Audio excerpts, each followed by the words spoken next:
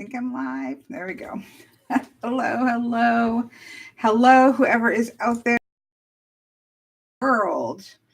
I don't know why this is just, it doesn't usually, but oh well. Please excuse my appearance. My eye is like infected or something is going on with it. So I cannot A, put any makeup on it, and B, it just looks lovely. But what are you going to do? What are you going to do but roll with it? Even when we look like we haven't slept in 2 weeks, because that's kind of what I feel like I look like. Hello, dear student, and Christina and everybody. Let me pull this out. I can't actually see chat all the way. I'm seeing part of chat. Okay, there we go. So, hello, how is everybody this weekend? Are you having a lovely weekend? Oh, it's very blurry. Okay. Is anybody else seeing it blurry? Or I guess the better question is anybody seeing it clearly? Because if one person sees it clear, then that means that whatever blurriness is occurring. Sorry, I'm speeding up my, it says very blurry. Okay. Interesting, because I am hooked to my high speed. You know what? Let me check something. Oh, wait, I got an idea. Let me see something. Quit Zoom. Okay. Okay. Let me check something here. I think because I had Zoom I taught class earlier, and so it was, so Zoom was open, which means that it would have been trying to access the webcam. So I may have to restart this because now it's probably, I closed it. Let me see. Zoom. Okay, it's closed now. Just a second here.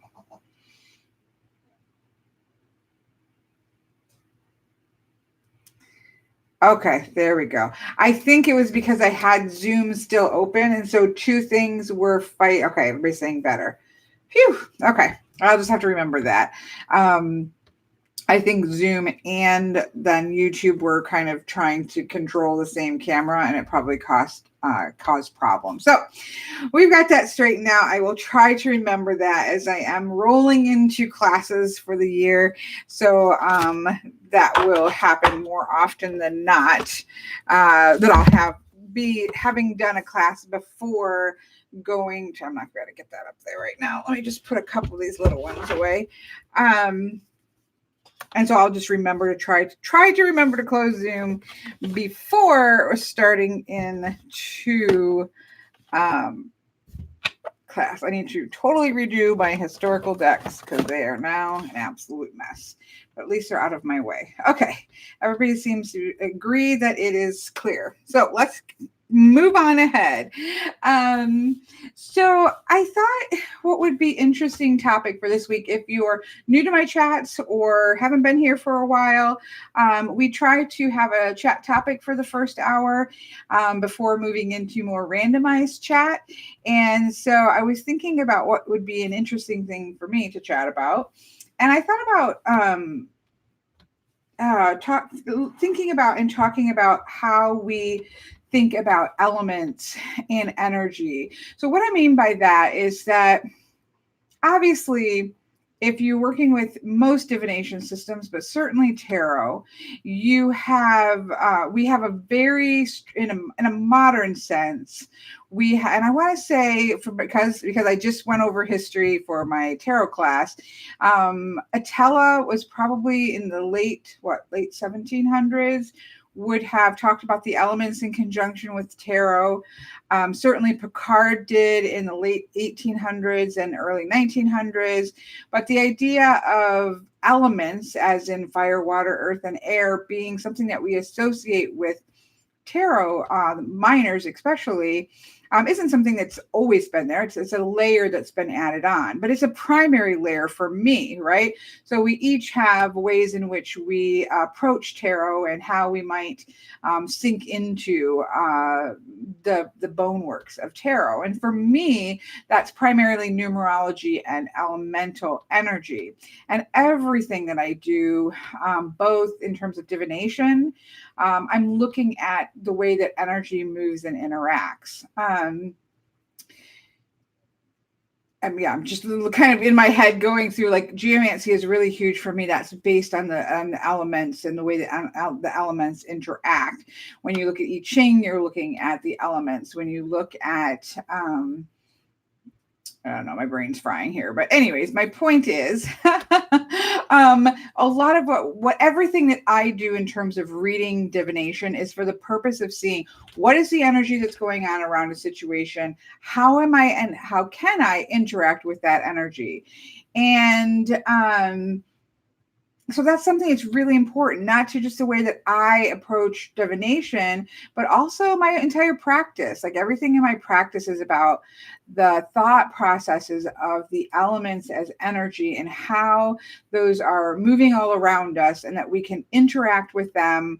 We react to them, this type of stuff. That is the key cornerstone to the way that I function in my personal practice and divination practices.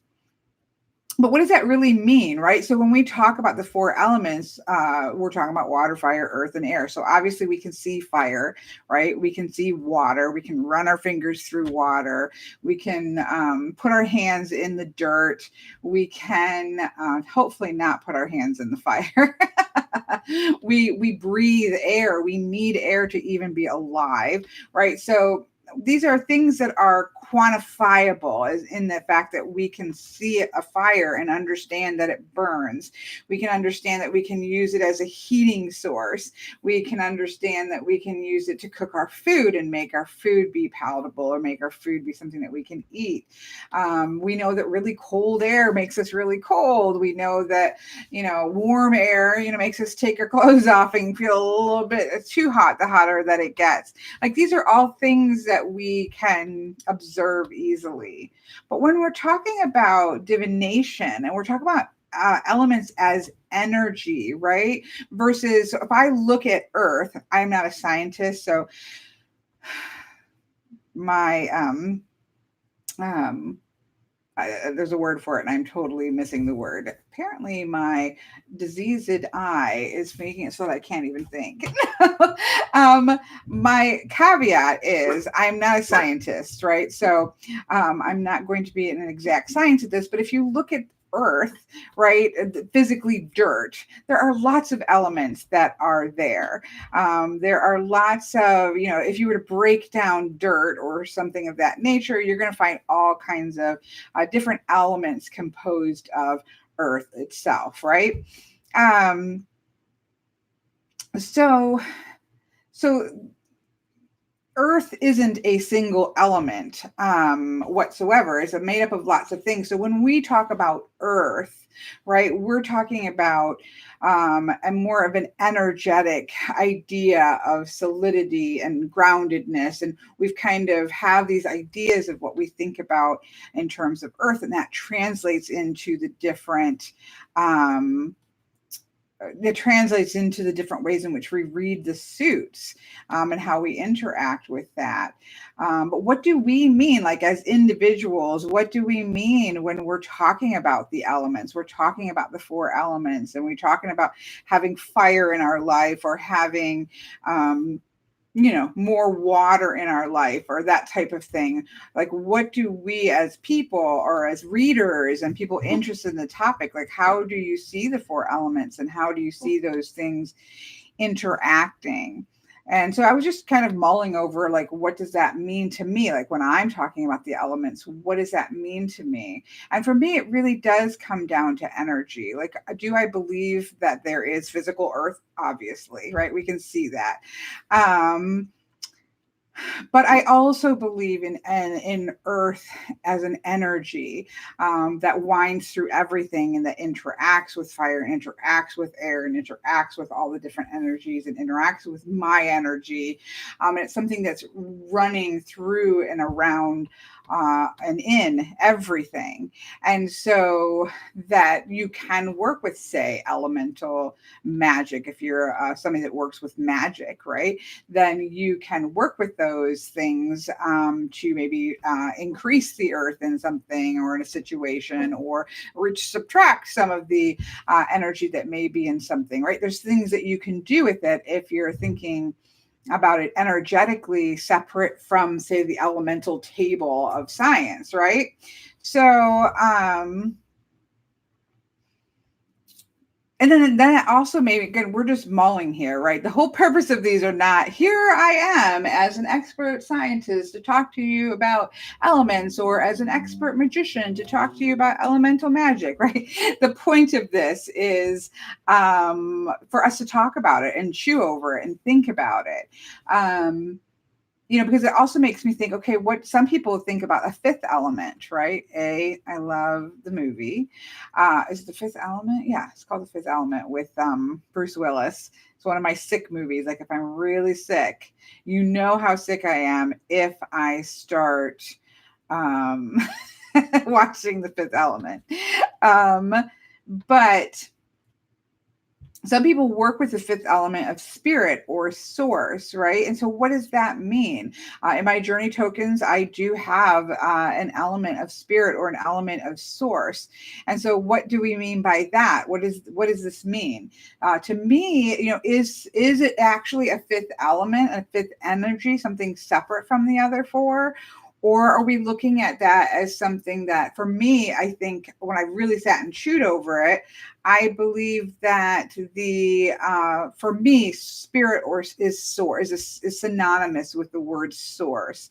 So it would be an energy that is a source of the other four elemental energies, but it also exists as its own separate thing. So spirit or source is sort of that pure whole energy that everything comes off of. So it is the source of fire, air, water, and earth, and myself, and things that comprise myself and energetically especially, but it also exists as something separate.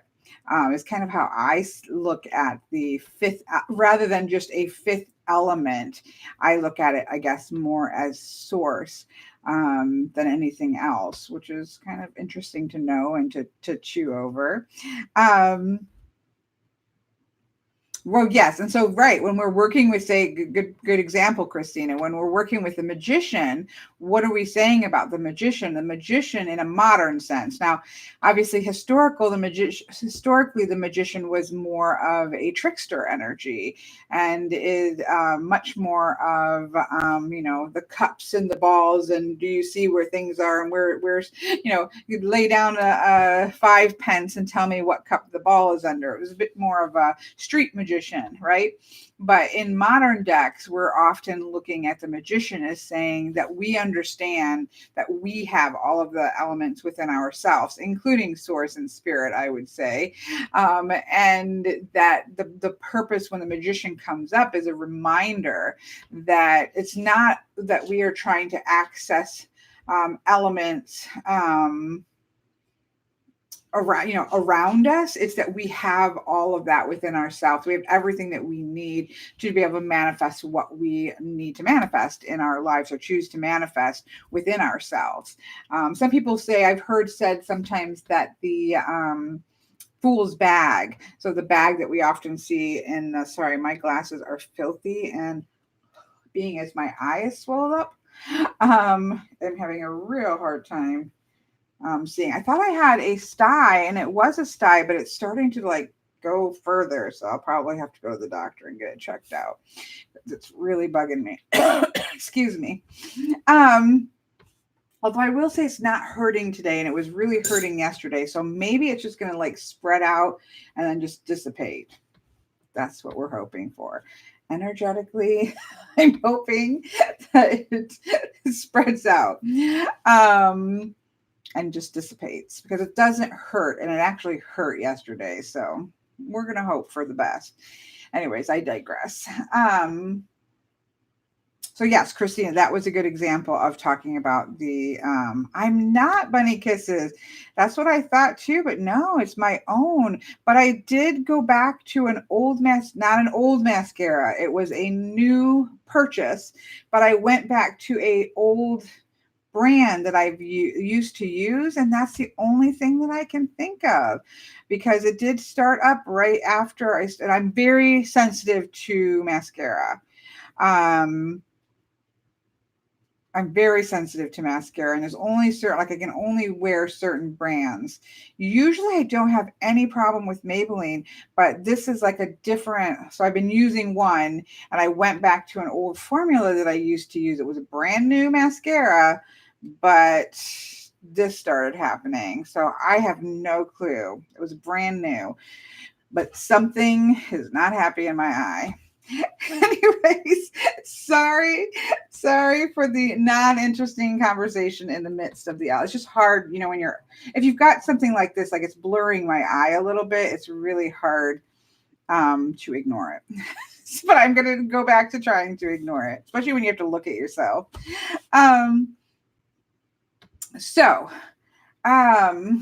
Back to the interesting, well, I think it's an interesting topic. Okay, I'm going to scroll back a little bit here.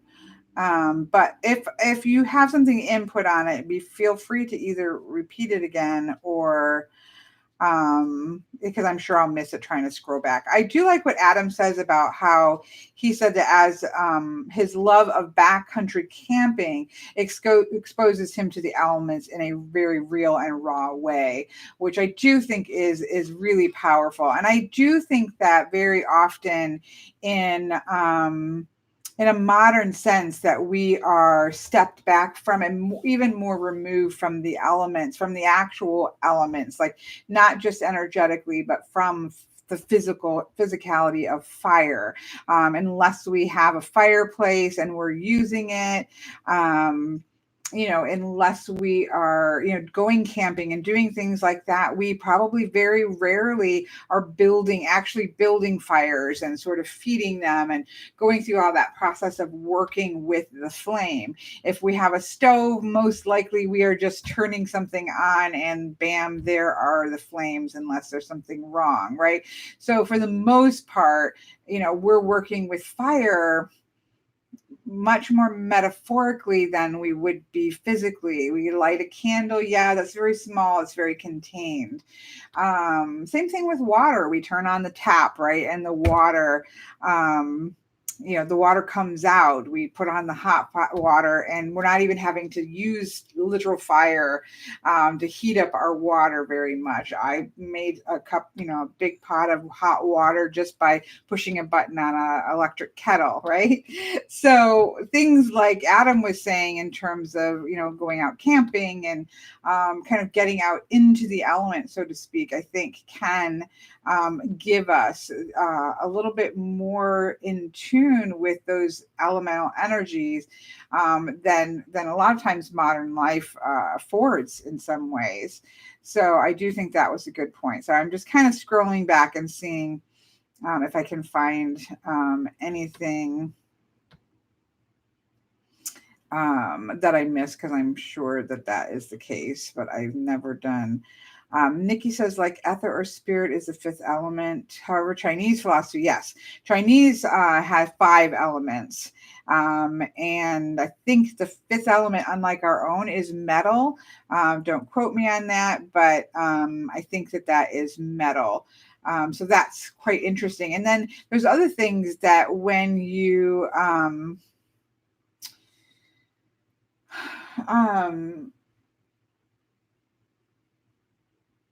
when you look at classical elements, so if you look at the geomancy, so I work a lot with geomancy, which is classical, based on the classical elements, and it's ordered in such a way that you would have fire and then air and then water and then earth. And that was because in classical elemental philosophy, whatever you want to call it, it would go from what is closest to spirit, right, down to what is the most just physical. So then you have fire at the top, down to the very physicality of earth. But then you would also have the elements that are, which ones, the heat, are they warm, are they hot, are they cold, are they moist, are they dry? So you'd have other classifications on elemental philosophy as well, which is interesting. Somebody's talking in the hallway, so Isabel's not going to be happy about it. Isabel, come here. Oh, thank you, flamboyant, clairvoyant. And that's another good point. Like, come on. Come here. Come here. You're fine. They're like carrying something up the stairs, so I'm gonna take a sip while she gets done being angry. I have a new upstairs neighbor, and she's not got used to it. Anyways, flamboyant clairvoyant also brings out another good point that classically also we associate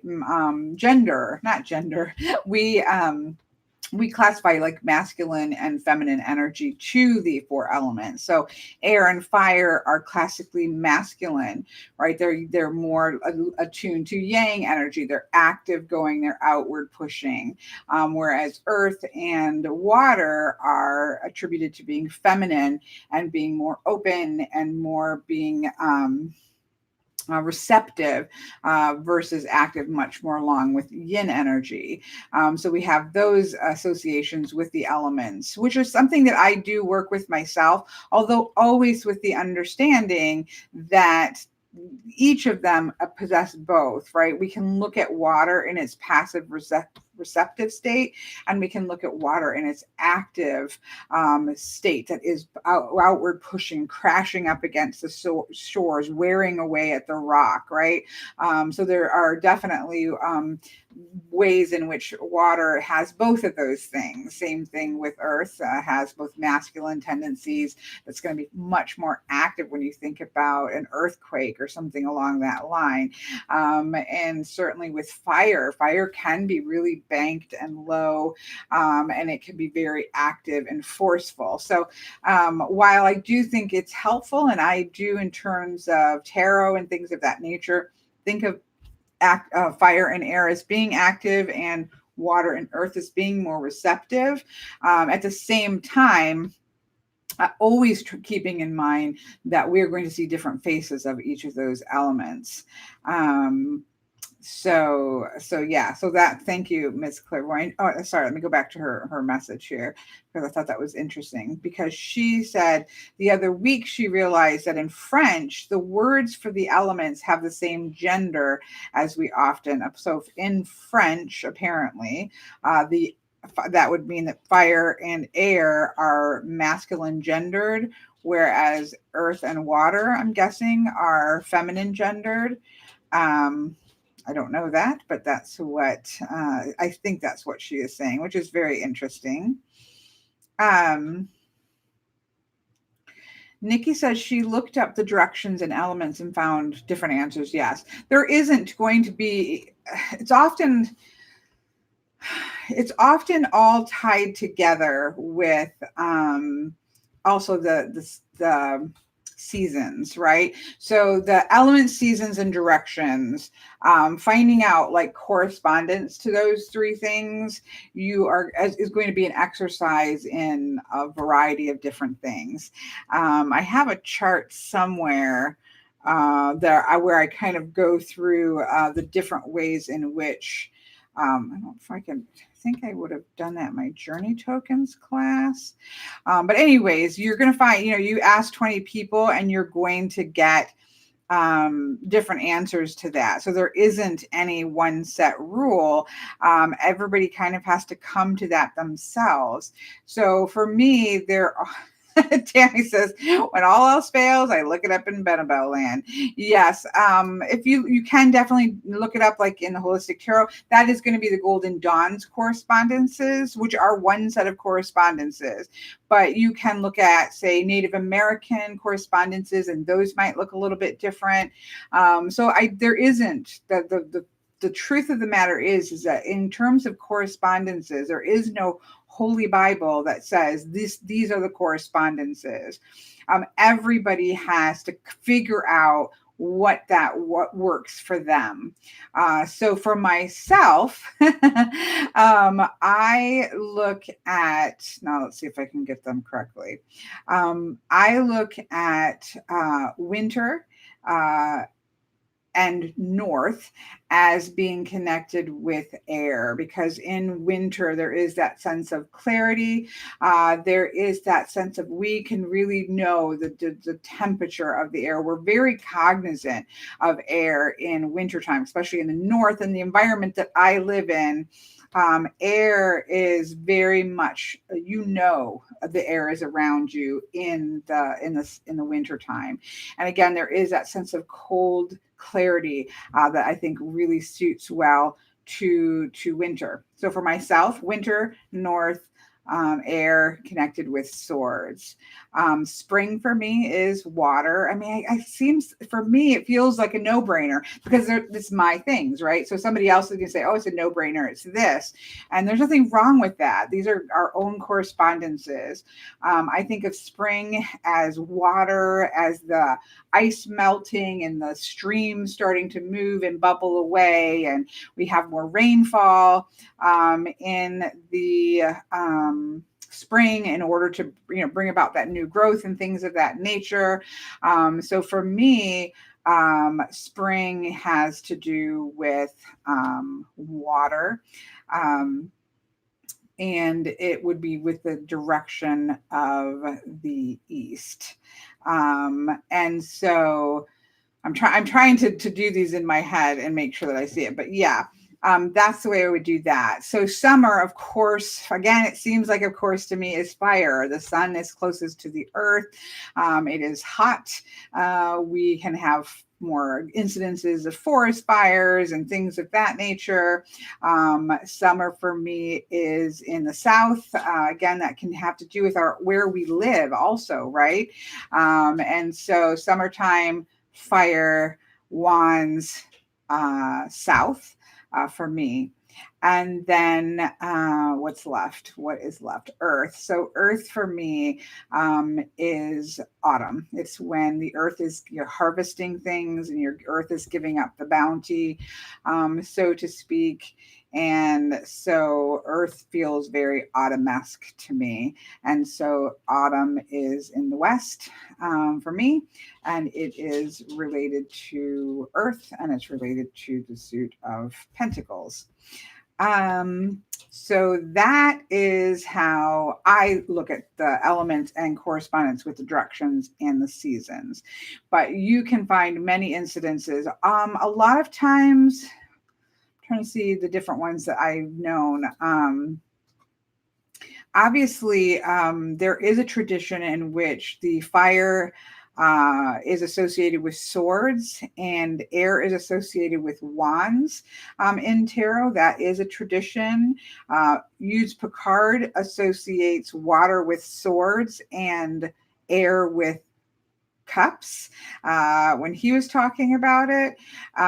So I think that the important thing with elemental, any kind of association, is to understand that there is no right answer. And if you go looking for one, you're just going to get more confused. So I tend to like to go see what other people are doing just to get an idea for it.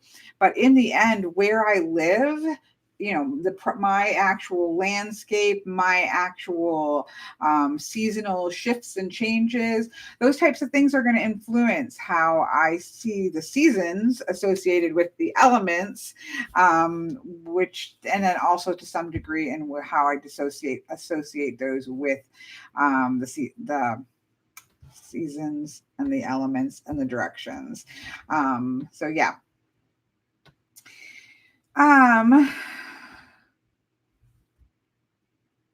So yeah, I would try it. Like Nikki, I would just kind of make yourself a little grid, put the 4 elements and then put a little graph up here for the seasons and one up there for the directions and sort of put it in the place in which it feels the most correct to you and then try that for a while. And you may after a little while say, you know what, that doesn't quite work. I think I'm going to swap this around here. And in the end, just as we were talking about, each of the seasons incorporates all 4 elements, right? If we're really looking at the elements and elemental energy, they all don't disappear in any of the seasons. So it's more which element is maybe standing forward more in that particular season. But when we're looking, earth, air, and fire and water are doing different things in the different seasons, but they're all present, right? And so always kind of keeping in mind that while when we're looking at correspondences, we're looking at what sort of stands out between these two things. So here we have elements and here we have seasons, and we're kind of looking at where is the intersection between those two things. What's standing out that correlates those two things together. But it's not the only thing about it. We should be thinking about how does all 4 of the elements interact with that particular season, or what are the 4 elements doing in the direction of north? If we see the north as being, as I do, so for me, the north is about the epilogue of a story. It's kind of things are done, everything's sort of set into place, and now we're just looking back and reflecting. Then I want to be thinking about, what does reflecting water look like? What does reflecting fire look like? What does reflecting whatever I've missed here, air look like, and so on and so forth. So it's, I think, broader than just that thing, but it's a good starting place. Where's the intersection? What energy is standing out strongest in that correspondence? But then never forget about the fact that there's a lot more going on beneath the surface. It's not so black and white, is my thought processes.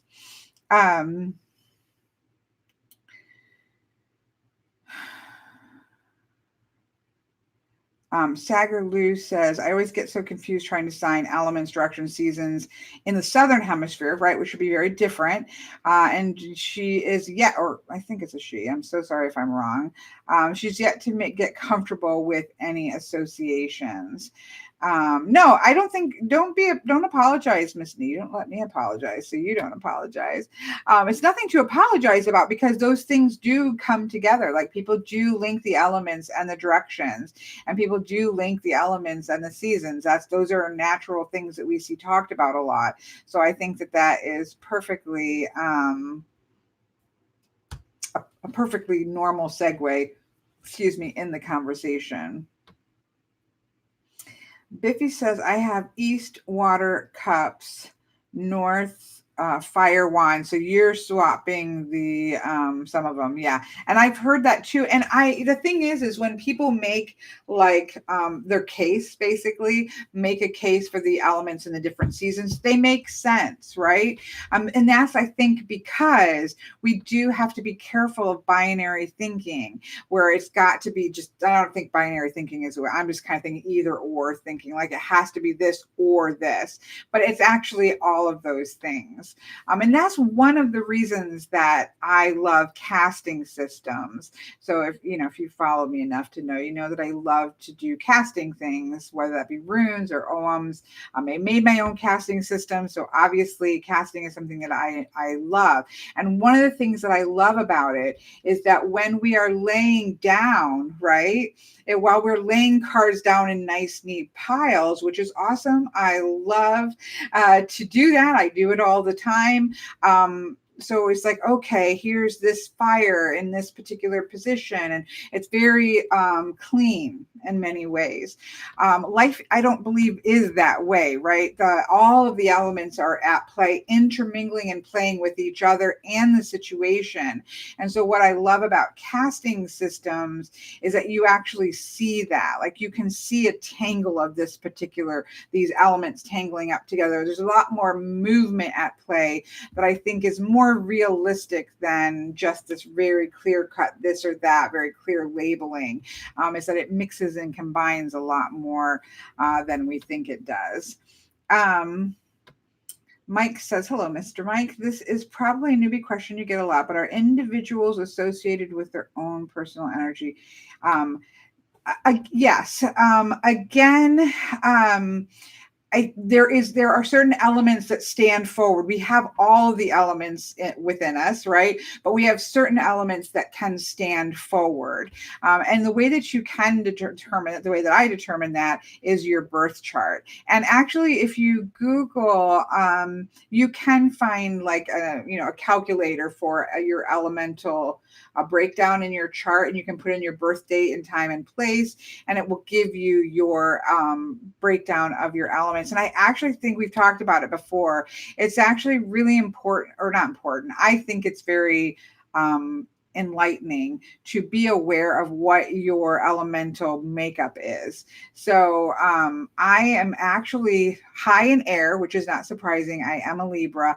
However, I believe my highest element is actually fire, which I did not know, and it made a lot of sense. And when I told it to my daughter and I were talking about it, she was like, oh yeah, that makes complete sense.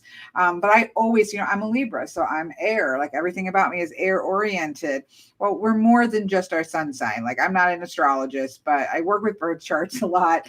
And the fact of the matter is we aren't just our sun signs. Like that is a piece of the puzzle.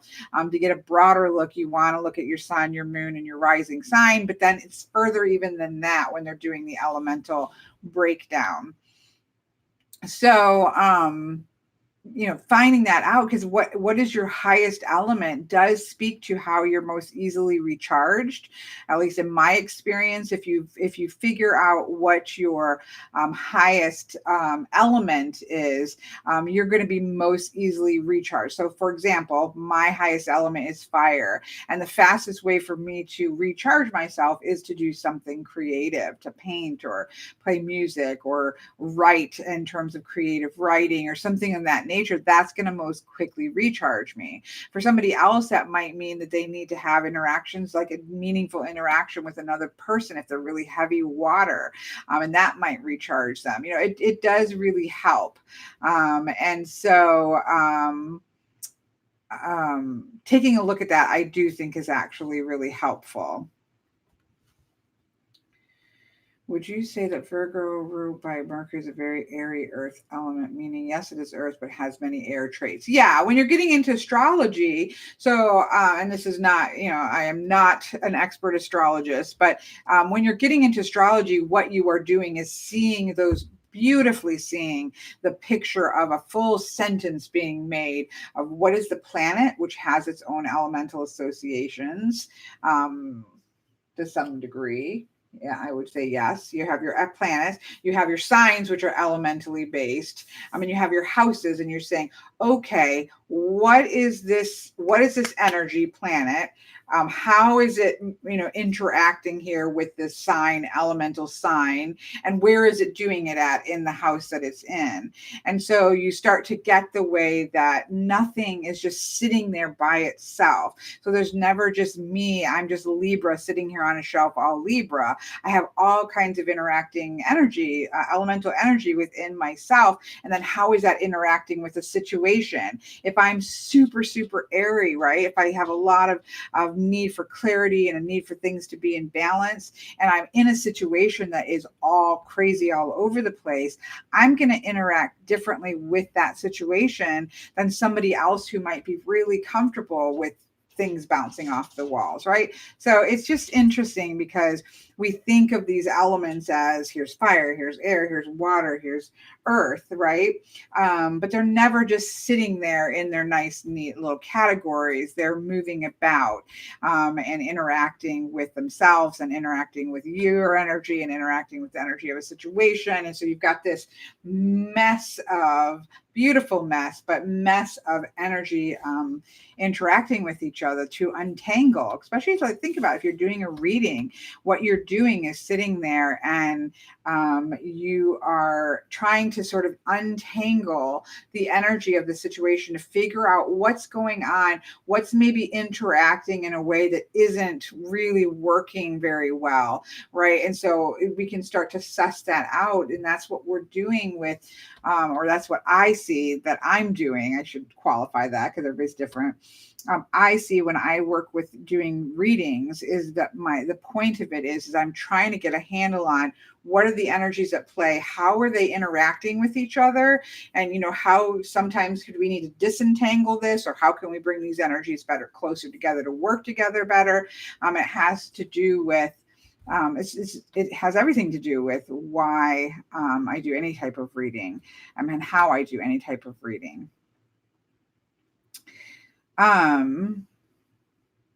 What is a tip for lacking some energies in your being to balancing out the ones you don't have much of? Like I'm double air and single earth. I need a bit more balance. Do it with daily things. Definitely. I think if you're trying to bring a particular energy, it depends on if you're just trying to do it for a certain situation. But if in general you're trying to bring in more of one energy, then I think thinking about those ways of thinking about your primary energy. So if your primary, I'm just throwing this out here, but let's say you have super high fire energy, but you have low earth energy. So you want to bring more earthy grounding in, but you're very fire oriented, very creative oriented. And so that might look like going into a garden and maybe beautifully creating and mapping out a garden.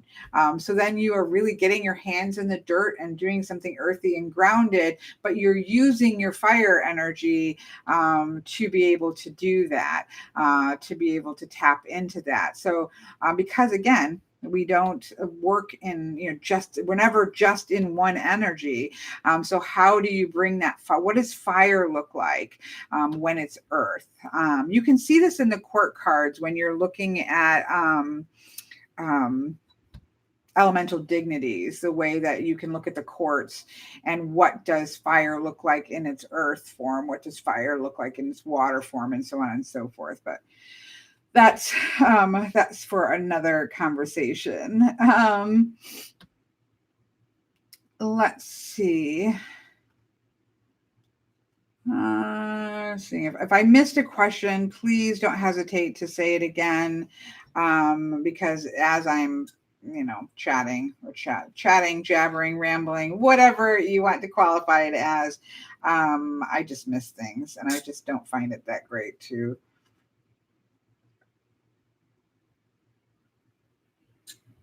scroll back. Crowley Tarot is about mixing elements.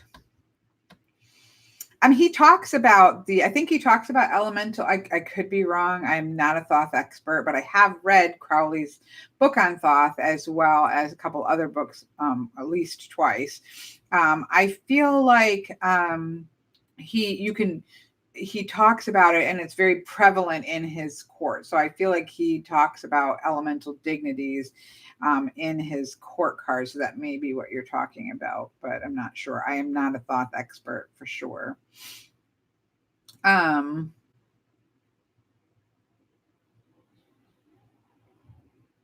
let me just scroll up here. Some kind of a shortcut. I'm not sure what Morgan's talking about. Morgan's having a problem with something, so I've missed it. Morgan, I don't know why chat doesn't have a reply to me. Yeah, I definitely think that they should do that. Or that you could at least right click on them and then reply to that person. It would make it so much easier. I definitely agree with you there.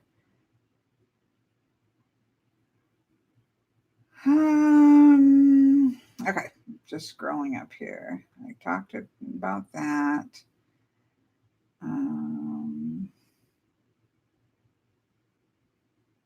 Biffy's talking about, Biffy struggles with the directions, being where she is.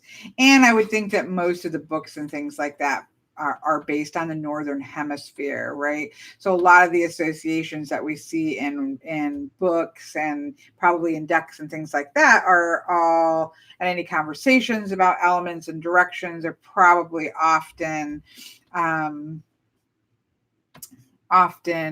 they are written for the northern hemisphere in mind, which is too bad.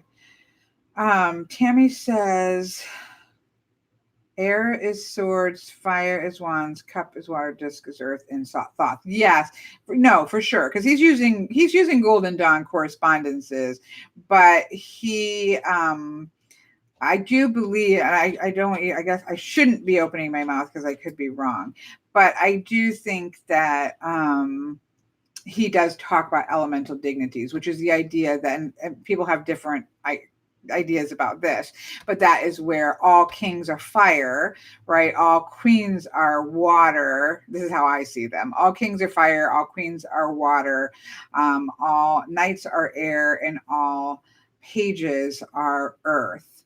And so if you think about the page of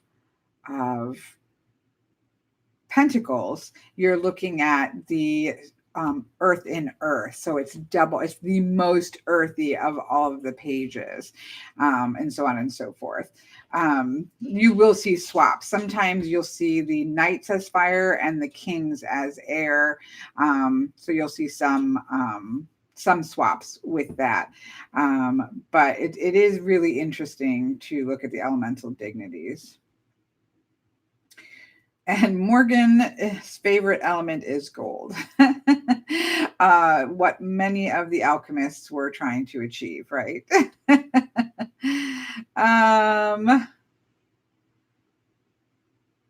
Nikki says she is in need of a little fire pit in her garden and a little water. Yeah, it would be really nice to bring the 4 elements into, and that's what I often do, right? So if you have a working space, I always bring in the 4 elements. Fifth, if you work with the 5th element in your, like that, especially if you follow Nikki's Instagram, she's got this beautiful backyard space, and being able to incorporate all the elements in there would be very recharging in all of the spaces, right? So yeah, incorporating all of the elements into different workspaces or living spaces, I think is always going to be a good thing. I don't know how popular is surfing really popular in the Netherlands? I don't know. Nikki will tell us, I guess, but she's apparently going to be a surfer girl.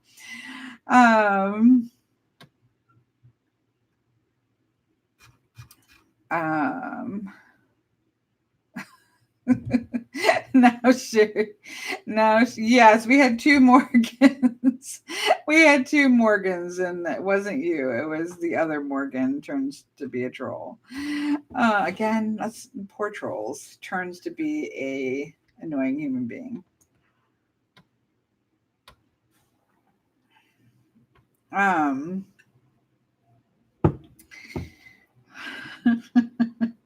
Nikki says that will be a 3.5-hour drive to the sea.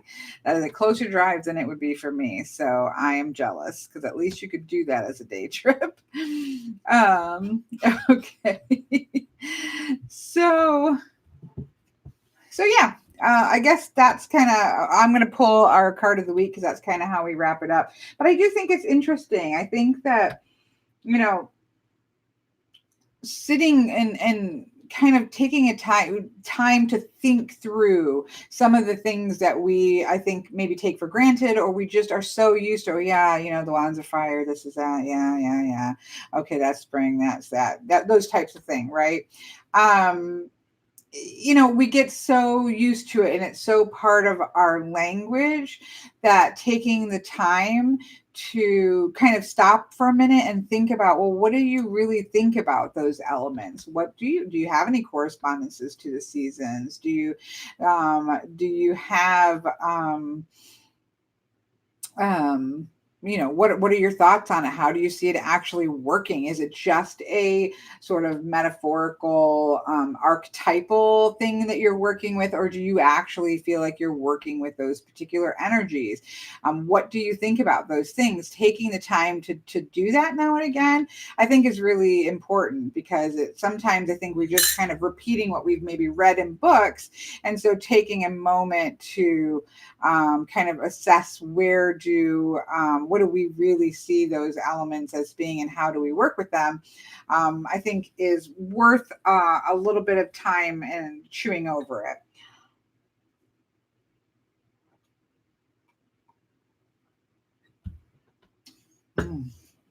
That's good tea. Okay, I am dumping Kelly's mojo, moving decks. Let's see if I can get a hold of. So this is, as we always say, this is the Art of Life Tarot that we do our weekly pull off of. So that is what we are going to do. Oh, that's a beautiful. This is not our card of the week, but look at how beautiful that Five of Cups is. She looks so pensive. It's really better by far you should forget and smile than that you should remember and be sad. I love Christina Rossetti, but I don't agree with that. I don't agree with that quote. Sometimes we have to do both. We have to have space to remember and be sad is okay. But anyways, that's not our card. Kelly's mojo. I know, someday, because it is really amazing. Hello, Dylan. And Essence is late, but here in time for the card. But I want to give it a good riffle here for 2020. Let's shake up and clean up the energy. I was like, well, maybe I need to just change the deck for the cards of the week. But I'm like, no, it works perfect because it's got the little easel right there where you can, I can, because that's what I do. I can just stick it right there. I'm like, no, we're going to keep going with the Art of Life because it just works really well. The deck I'm talking about is the Art of Life by Charlene Livingston. We've at least a solid year, I think, been using this for our card of the week pull. Nikki's using the deck. Temperance is stalking me for 3 days in a row. Yeah, I definitely think there's a message there. Find balance, but I also find that the Temperance card is an interesting card in that I don't think it's just about balance, but it's about understanding power, right? Understanding that masculine, active, fire pushing power isn't better than feminine, receptive, passive energy. That they both have their power place, but where the true power lies is when we bring those things together and something new comes of that, which is, I think, why we often will see. There are some decks, like I believe the Druidcraft has the Temperance as the Gaelic, I'm assuming it's the Gaelic word for alchemist.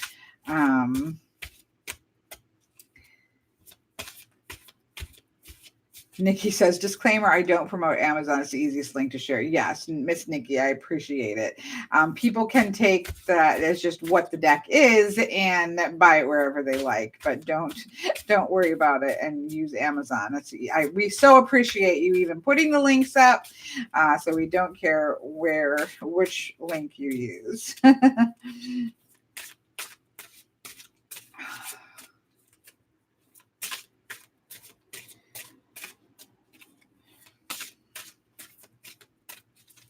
All right, so let's see what our card of the week may be. Biffy says, I have pulled the Empress 7 times since January 1st. Oh my goodness. That is an amazing thing to be stalked by, though. I mean, the Empress, well, any card is. I mean, anytime a card is turning up over and over again, right? There's something powerful there.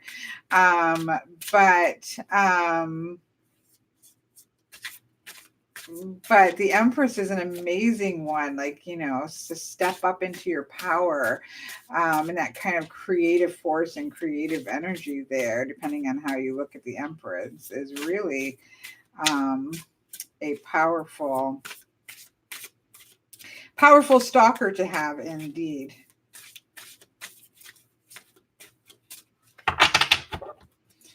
All right, let's see what we get.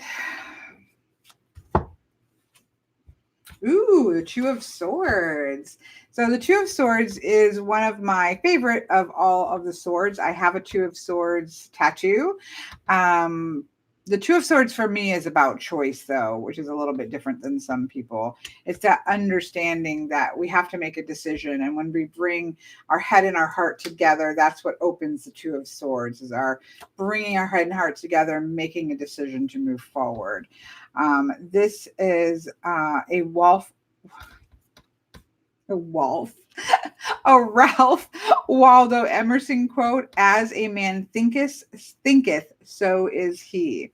As a man chooseth, so is he." Again, about choice, which I love.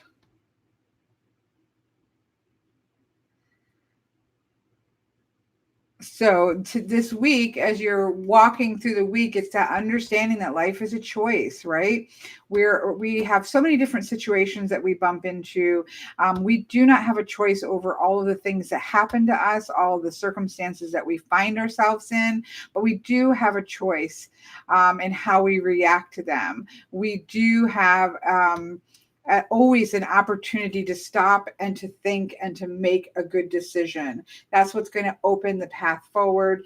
It determines who we are. There are many things, like we're talking about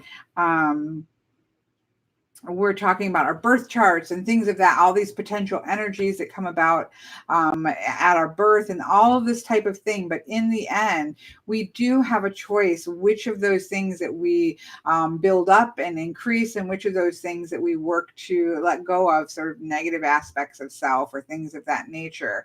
So who we are is a choice, and what we do and how we react to things is a choice.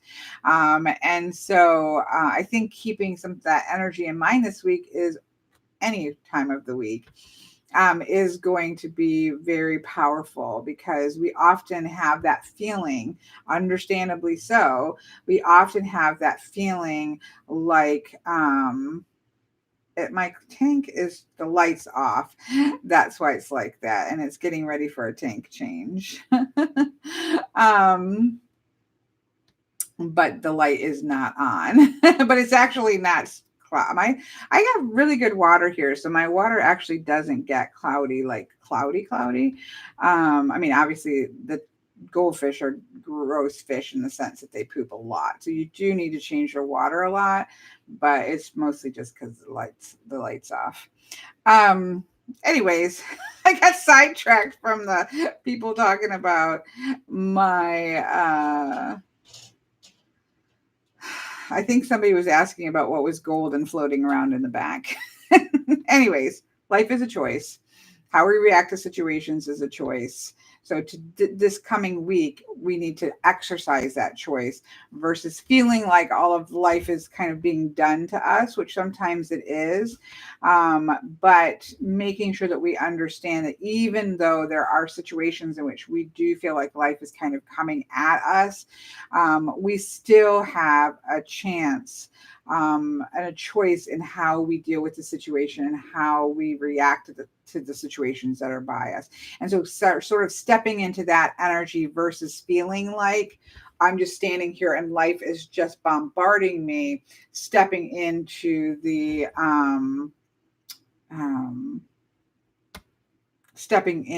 energy of stepping up to the plate with your own choices and decisions, I think is always a good thing. So there was our distracted look at our card of the week. My brain hurts. I may need to switch live chats to Sunday. I haven't decided. Again, classes are started this week for 2020, and so when my classes are 2 to 3 hours that I teach. So oftentimes when I've talked for like this morning 3 hours, by the time that I'm talking, and I'm usually doing readings or other things also, so that by the time I'm talking for live chat, I feel like I have no brain, no brain cell. So there's part of me that says, oh, just shift it over to Sunday. But at the same time, then that's another day that has sort of something stuck in the middle of it. So anyways, I go back and forth.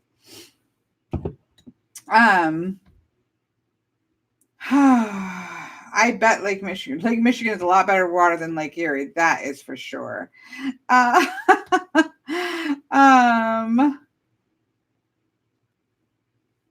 Oh, that's awesome, Al, that you're taking guitar lessons, though. Congratulations.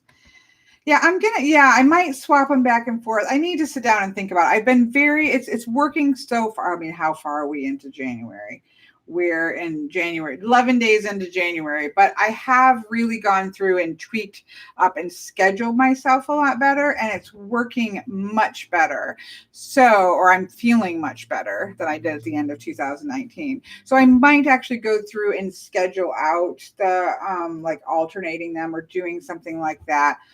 That's something for me. I need to sit down and think through.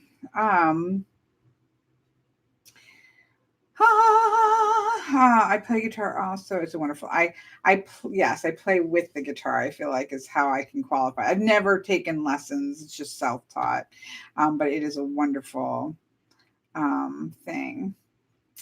What is the best way to contact you? Said Biffy. If you go to my website, Biffy, you can contact me through there or through is my email address on there, or there's a contact form is probably the best way. I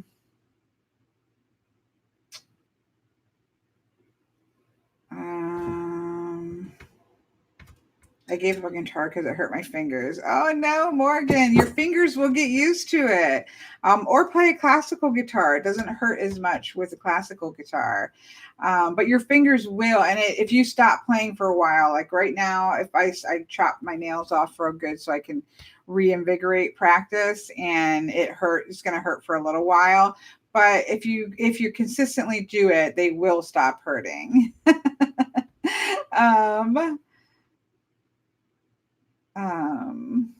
As a kalimba, Dylan, is that one of those thumb ones? I could be wrong. Dylan said he has a kalimba. And what came into my head was those thumb things that you flick it like with your nails, but I could be completely wrong. As you can see, we are now into the second half of the chat where we are open to communication about many different things. I'm scrolling back and see if I missed any questions. Joanna, what do you teach? Too many things, many things, different types of divination. You can go to thetruthandstory.com and there's a class section, but thank you very much for asking. And Nikki beat me to it, and I already saw the question. Thank you, Miss Nikki. Native American flute, Gaming Terry has a Native American. Is that like a low tone to it or like a higher tone? I always played the alto recorder, and everybody always laughs about it because they're like, oh, a recorder. They think like recorders from grade school, but alto recorders are beautiful and have a gorgeous low sound to it, which I really look for. Soulfire says, I have a question. Which Marseille deck would you recommend for somebody that reads Rider-Waite-Smith and wants to learn Marseille? I will be honest. It depends. Okay. It depends. If you are talking about an actual Marseille deck. So I say this all the time, but all Marseille decks are pip decks, right? So they don't have scenic minors, but not all pip decks are Marseille decks. Marseille is a specific way of the pips being put onto the cards. So if you're looking literally for a Marseille oriented deck, that's going to be different. If you're just talking about working with non-scenic minors, one of the best ones is, okay, so you are talking about Marseille. I don't know, because I was going to say Pagan Otherworlds. If you're just talking about non-scenic minors, then I would say and you're coming from Rider-Waite-Smith, the Pagan Otherworlds does a really good job of still touching bases with the Rider-Waite-Smith, but having more pips. But if you are just talking about Marseille decks, then it doesn't really matter, like all the Marseille decks, any Marseille deck that interests you, because it's not going to have nods at all to the Rider-Waite-Smith because it's the Marseille system. So, it's something like the Marshmallow Marseille if you're looking for something that's small.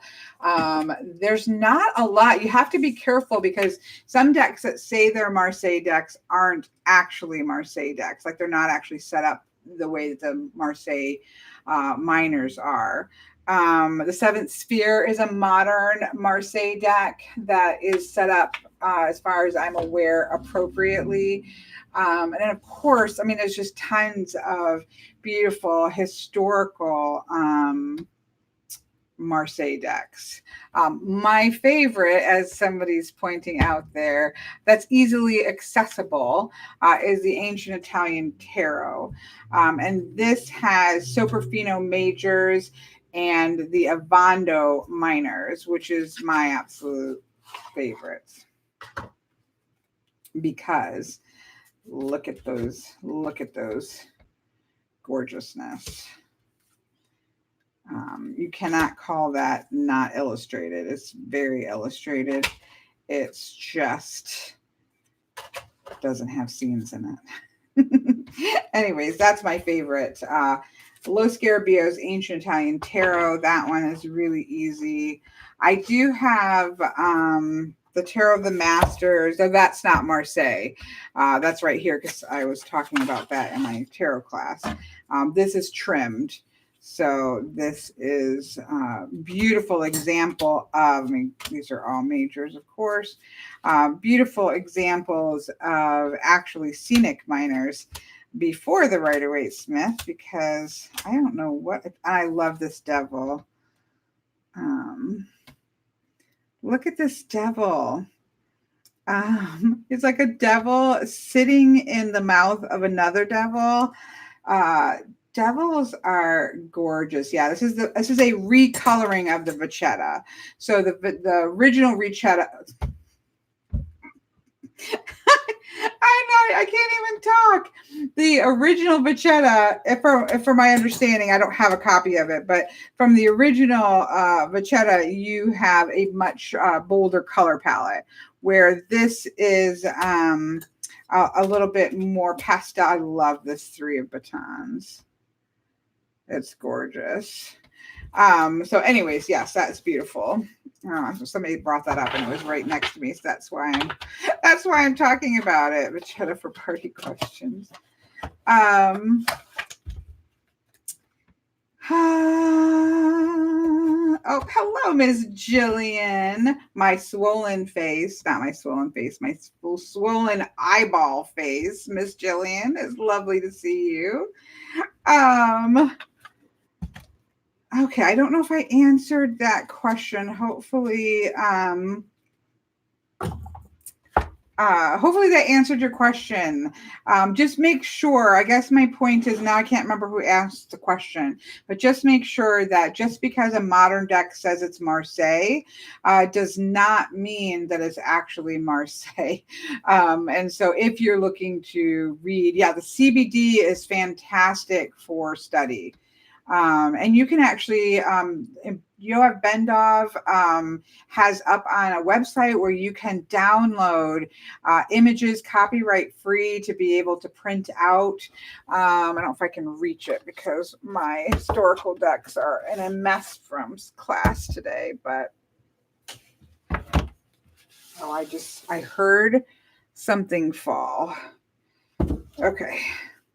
This is a CBD tarot, which is he cleaned up the 1760 conver. He didn't make any changes. Like the Jodorowsky ones, he actually made changes, whereas the CBD version is just cleaning up the lines. And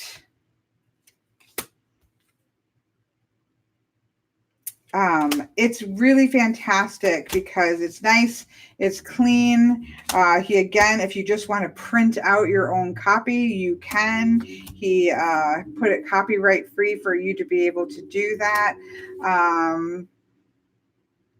So it's an amazing deck to be able to sit with if you're just starting to work with Marseille minors. So that is a great option as well. He passed away, sadly, to the tarot world in the last maybe 2 years. And you couldn't, for a little while, you couldn't get his deck, but I believe his son is now still selling them and you can get his decks again. He writes a wonderful book that I always recommend. It was called The Open Reading, but I don't... it's called something else and I always forget it, but it's his only book. If you look on Amazon under Yoav Bendov, it's the only book that he has. So I think it's well worth it. What does a CBD stand for? I'm assuming, I don't know if it says, I'm sure the C has to do with, Tom might know. I'm assuming the C has to do with conver. It's not it's Nicholas Conver is the guy's name. So I don't know what, I'm assuming it's Conver Bendov, maybe. I don't know. Conver Bendov is maybe what I'm thinking, tarot, because it's the Conver, but then Bendov, his last name is Bendov, and he made the deck. So that would be my guess, is Conver Bendov.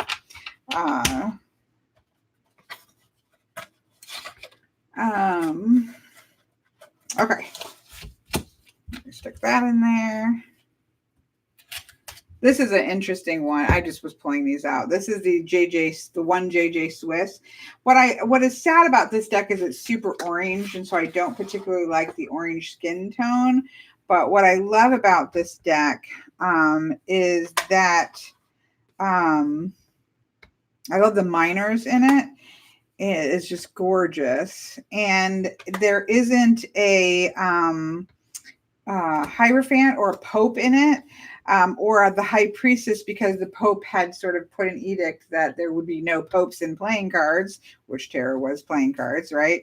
And so it has, I'm going to see if I can find it. It has Juno and Jupiter in it. Oh, look at those, though. They're gorgeous. See if I can find it. Of course, you know how it is whenever you go to look for a card. It will be... I love that, Two of Cups. Yeah, that's a pretty one too, Anna. The Tarot de Maria Celia is really pretty.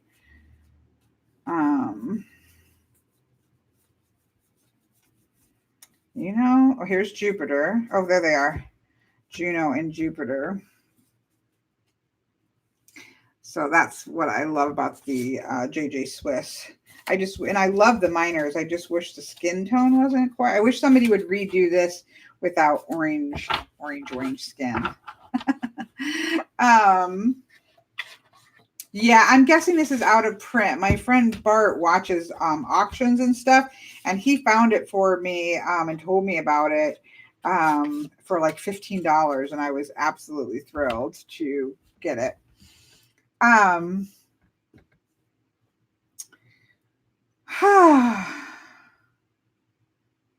Sorry, I know that I know I'm winding down and my brain isn't working very well in proportion to the swelling of my eyeball.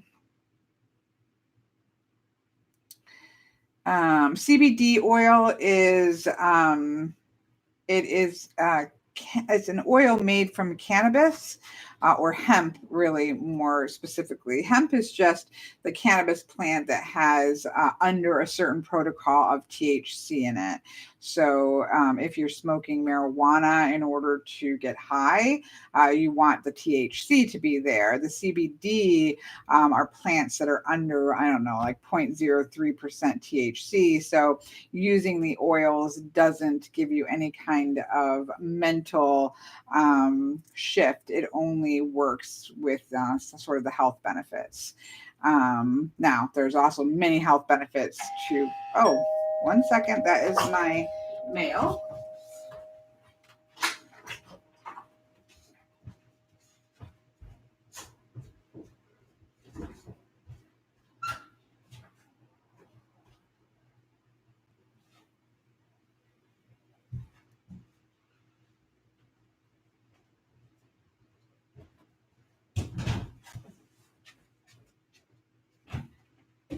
I wish there was a deck in this. I wish there was a deck in this, but there's not. Sorry about that, folks. It's not that exciting. I don't think I have anything to cut it open. It is a, I know, I wish I came back with the deck. I don't know if I can get it to open up. There we go.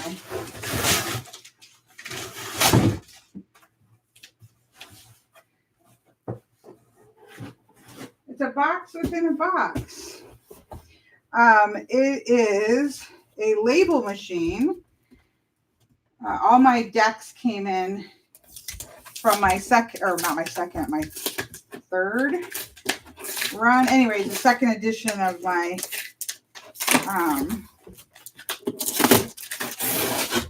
Lenormand deck. So I'm getting ready to have to package lots of things. So I have some, I don't know why they put that in a box. Black bubble wrap, very exciting.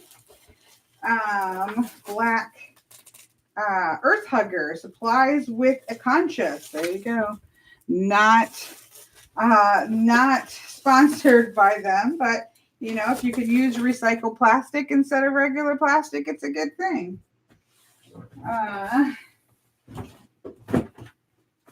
And the other thing is a label printer to print out labels for decks and tokens and stuff like that.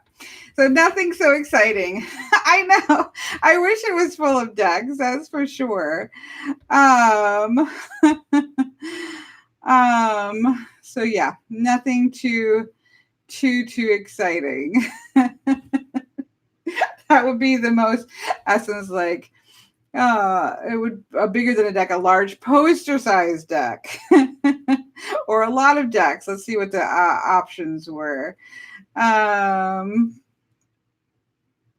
should have put at least one deck in there, so I'd had a deck to open up.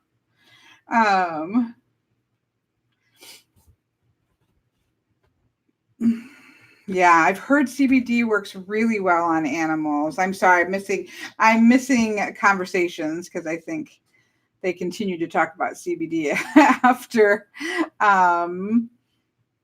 I had to run for my box. So, oh, Miss Molly. Hello, Miss Molly. I got my Divine Muses deck and book set in. So glad I waited for the mini. Oh, maybe I'm thinking a different one. Is there a mini? I didn't know there was a mini deck.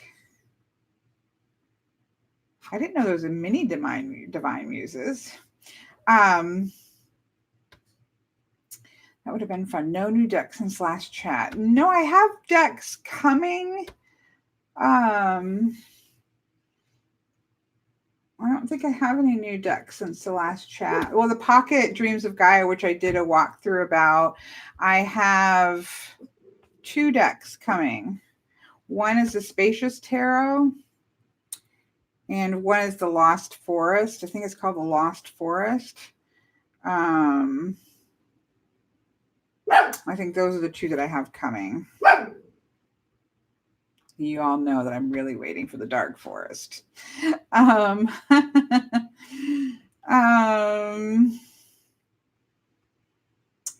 back out. I haven't tried it. I don't know what they're talking about here. CBD oil is amazing for if I have restless leg syndrome, and it works amazingly on restless legs. That is for sure. I'm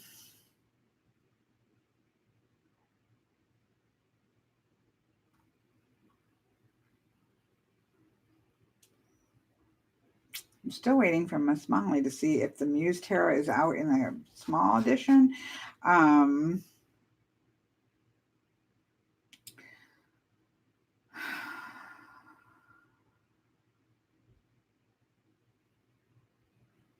just got to marry Al this last week, says Al. Tarot student got the Sacred Travelers Oracle cards. Sacred Travelers. I think I have that one. I haven't looked at it. So Anna asked, did I enjoy the Dream Tarot, which my daughter got me for Christmas? I have not looked at it, to be honest. I was been prepping with classes and stuff like that, and I did not know that, Miss Molly. I'll have to look into that. It's not a deck that I was particularly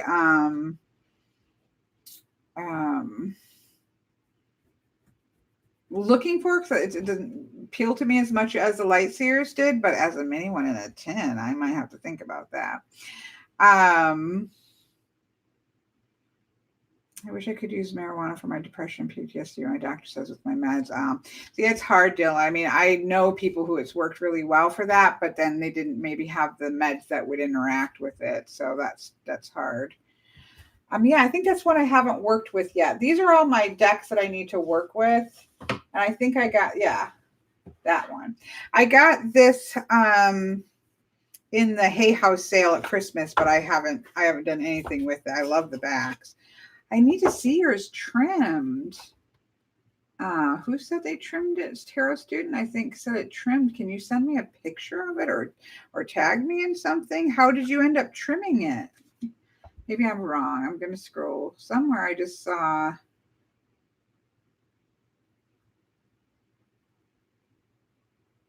Trimmed it borderless. So you just trimmed it down to the images and took all the text off of it?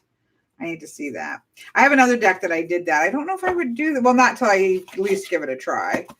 I need to see a picture of that.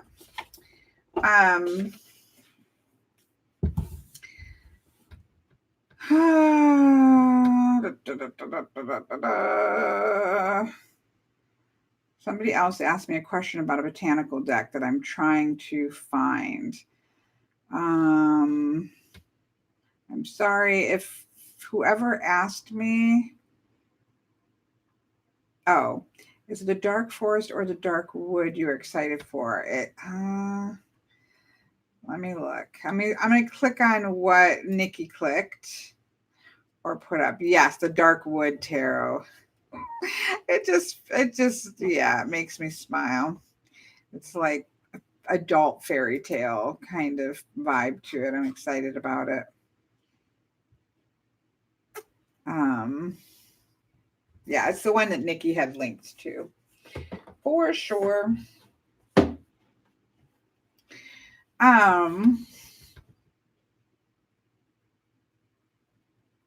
Yeah, I probably said it wrong. The Lost Forest Tarot is one that I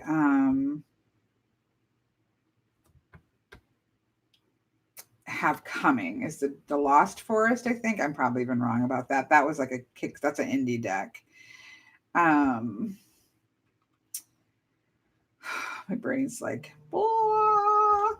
I know somebody asked me something about a botanical deck, so I am sorry.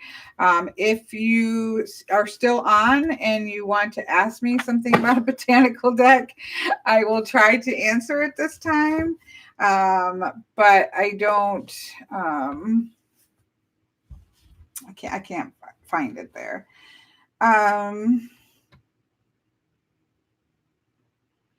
CBD, good CBD products are expensive. I get mine at a health food store because I know they're cropping up everywhere where it's like, oh, here, come to literally. I saw a sign for outside of Family Video. Family Video. Come buy CBD oil. Like, sure, I'm going to buy my CBD oil at Family Video. Not. Understand.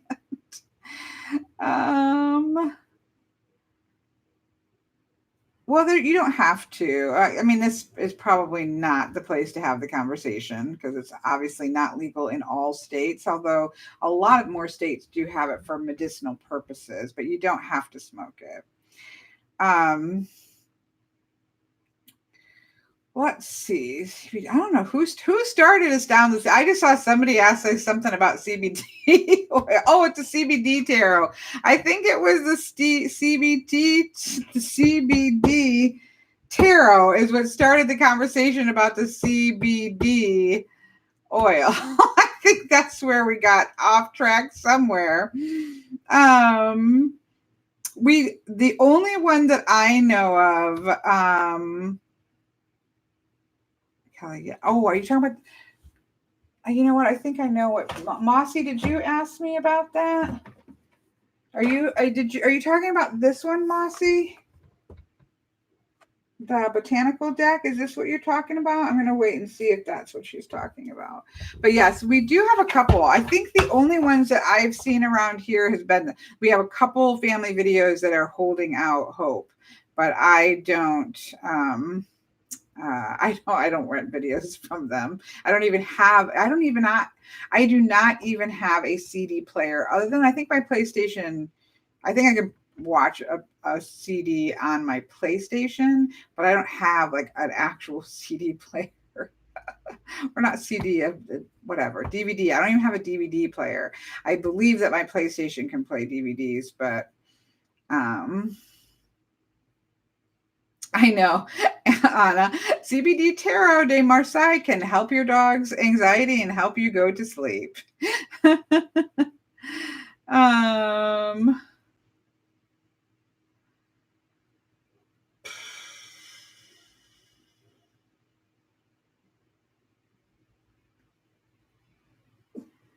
Okay, Mossy, I think, is linking to it. I don't know. Oh, this is this deck.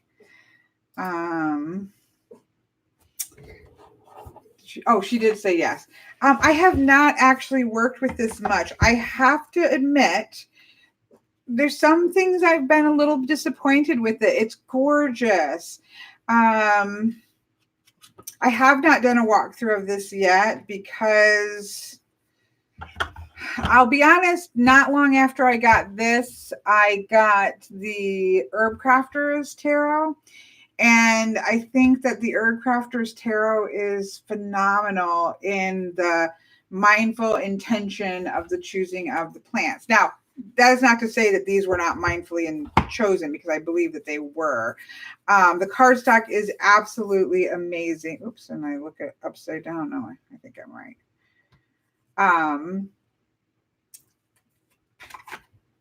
It's really beautiful. I just have to take the time to sit down and let it be its own system, because I don't find it as much like a correlation to the actual tarot cards.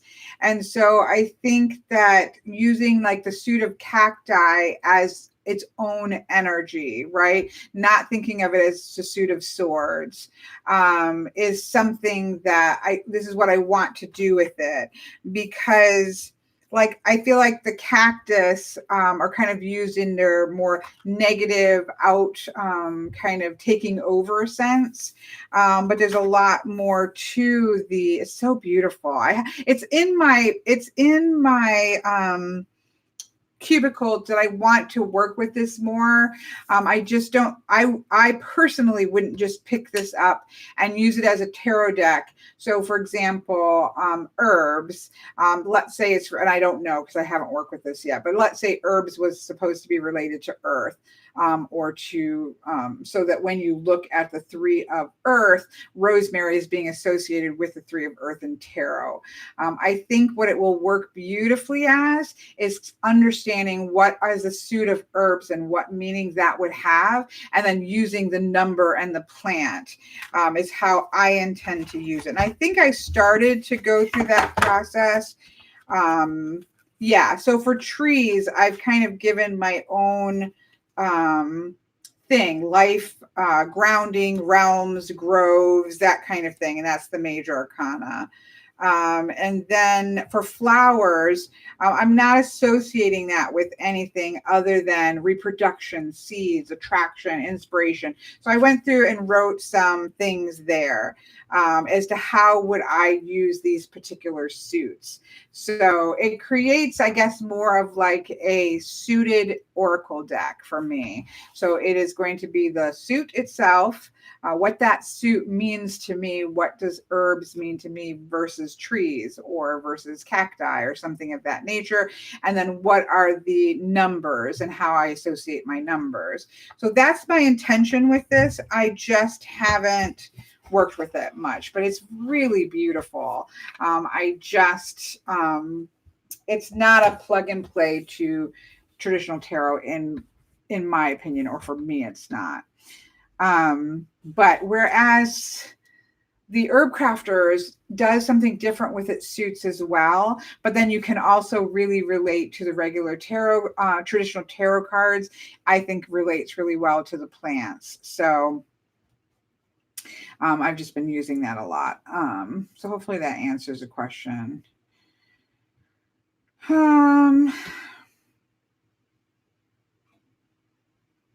Yes, Al asked about it being used as an oracle. I think being used as an oracle deck with the suits, which is something that I would love. I absolutely love oracle sets to have suits in them. That's a big thing for me. It makes it into a system, which I love. So it's just that I have to do a little bit of that work of, okay, how do I see these suits? Now I just apply my numbers to it and then the understanding of the plant. So it's just a little bit more work involved, but I think it will be a very beautiful used that way.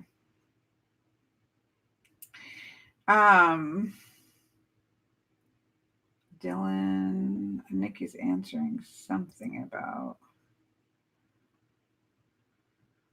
I'm not sure what Dylan asked,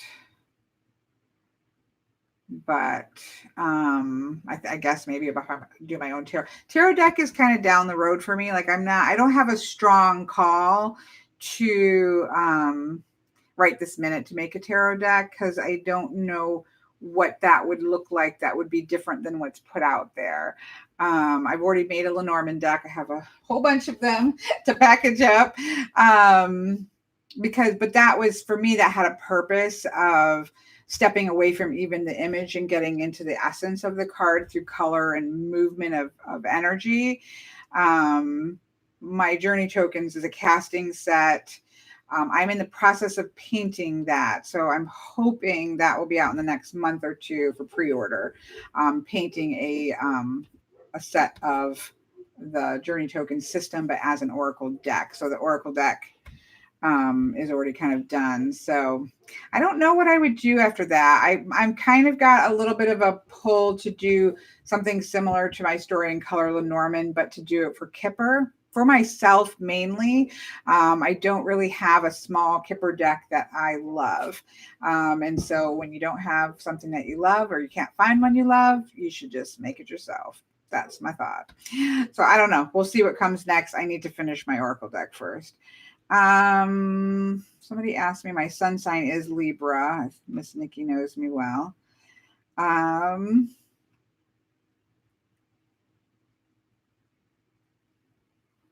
Oh, here he said, would you ever make your own tarot oracle deck? So there's the answer. Already did that. Thank you for asking.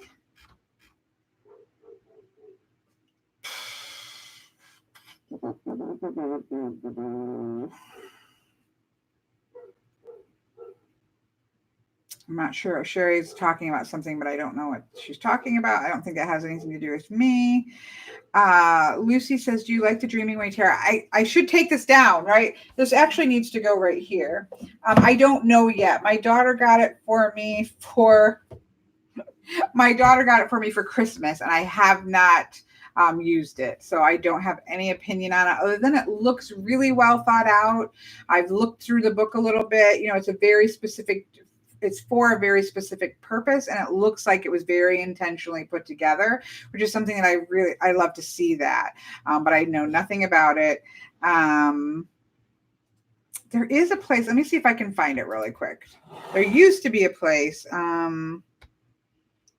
Elemental breakdown.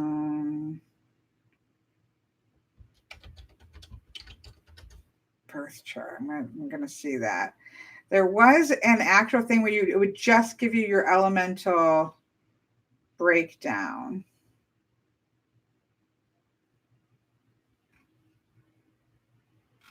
I think this is it. Let me try it on me and see if it works. You do need to know your date and time of birth and place, obviously. All right, you can all stare at me. Why? I can't see your chat, so I'm just going to see if this is what I'm thinking about, because it is nice. It gives you a little bit more than, I think, just doing your birth chart and looking at it.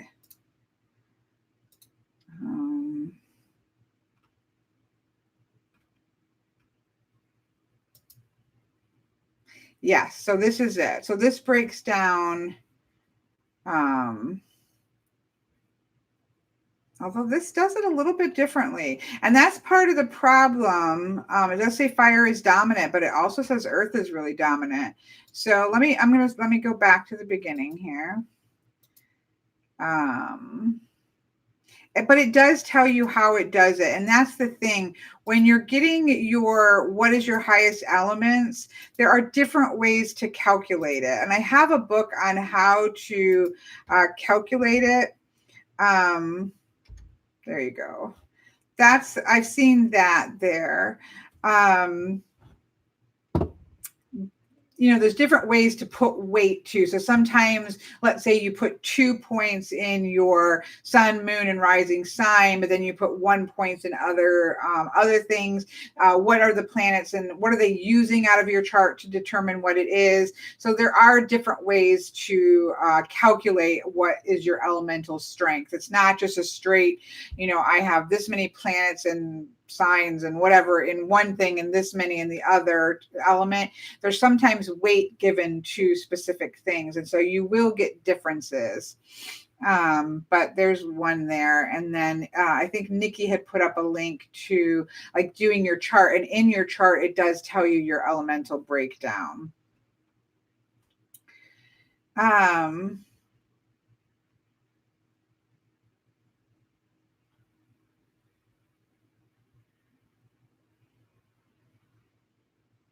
Oh, Sherry said she went on a tangent about family video. Okay.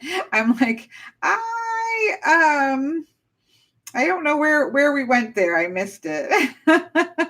And Miss Nikki, you should not be ashamed of not knowing my signs. You guessed it. Libra is my sun sign. And I think that was the question that was asked. Crohn's bones. Did I order? What? Hello, Miss Crohn's Bones. I love her bones so much. If you want yes and no bones, and I'm not sponsored to tell her this, to say this, but I love her yes and no bones so much. I can't even tell you. They're making me happy. Okay. I did not know that there was a larger size Mildred pane. What are you talking about? Is it poker size? I wouldn't want them big. Okay, well, what does full size mean? I don't want like tarot size. I would just like poker size. Oh my goodness. I hope they are not sold out. I will weep tears. Original mini. I don't see anything about big ones. Okay, I'm looking, folks. I'll link it if I can find it. Deluxe playing card size. Miss Crohn's Bones wins the lottery of making me happy. Those will be so much easier to shuffle because they're getting so hard to shuffle. Okay, let me see if I can link this. It's a very long link.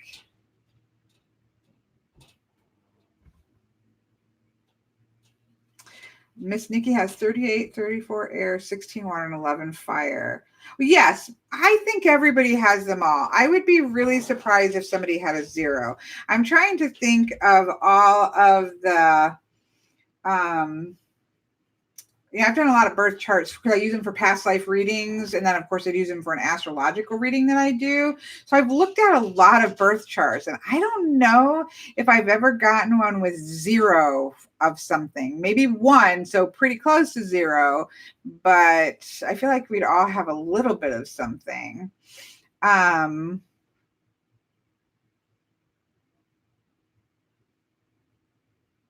I don't know how I missed it, Simon, because my email is so ridiculous. I've gotten to deleting things. That would have been to my regular email, and I get so much junk mail there. That's how I would miss it. I hope it's still there. Did you order it, Simon? Is that a stupid question, Simon?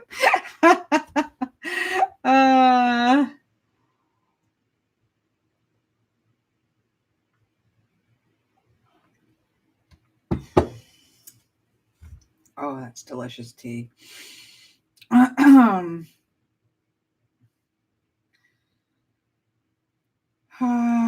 lost, I think John's having a separate conversation with somebody. I try not to jump in.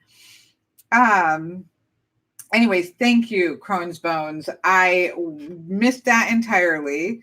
So anyways, what we're talking about, I know this sounds like I'm having a sub conversation, and I apologize because that is rude behavior, isn't it? Just to explain, and I have several different videos on this deck, but this is the Mildred Payne Secret Pocket Oracle.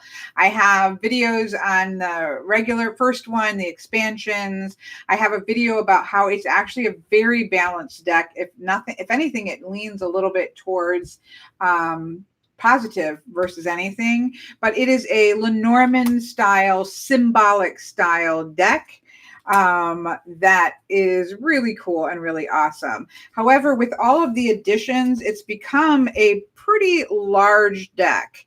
And the only way that I can shuffle this is I put them on the table and just do a nice big mix.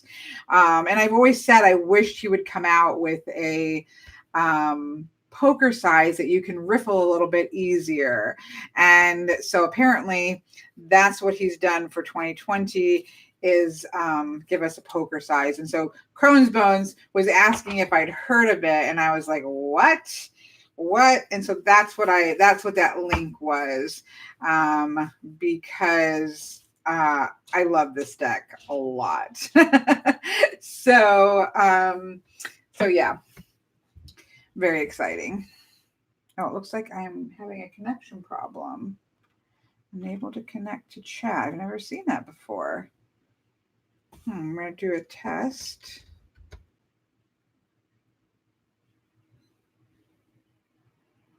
Of course, it says error. Try again. I don't know if anybody's actually seeing me. My internet is working. That's working.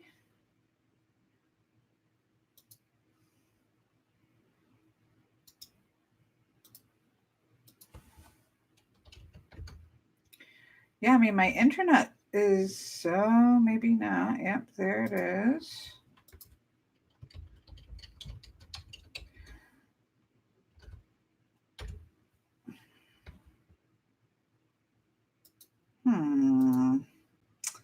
Yeah, my chat, I don't think, yeah, my chat has not moved. Okay. I'm not sure how to fix it. I think if I refresh, it will end the stream. Let's see. I'm going to pop out chat. Maybe that will. Let me try to test it again.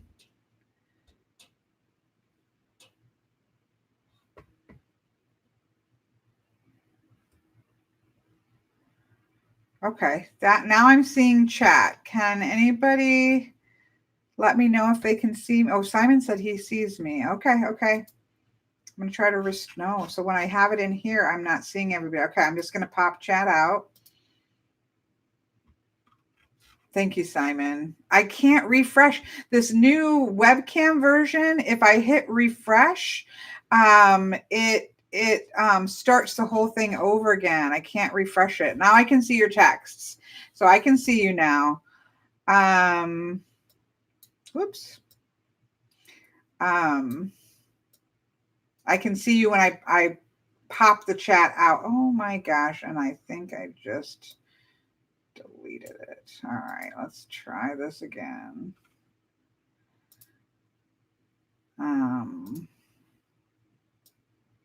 Okay, I can see the live chat. Sorry, folks. I'm sure sitting there staring at somebody saying, I don't know if anybody can see me is so exciting, but all right, I see your text now. Deluxe Mildred Payne is 88 cards. I don't know how many cards I have. I believe I have all of them. Let me see. What I tend to do is just look at the last paper. I think I have 84. Yeah, I have 84. So are there going to be extra cards in the last one? Somebody said 88. So it's called the Mildred Payne Pocket Oracle. Here's my Gravedigger Society license.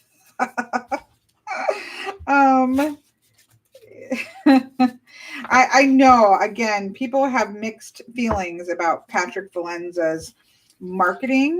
I think it's brilliant, and I have enjoyed every aspect of the Mildred Payne's.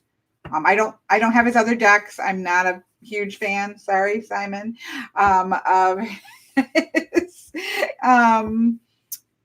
his, Deviant Moon decks and his other Oracle decks don't appeal to me, but I adore the Mildred Payne, and it's actually a beautiful reader.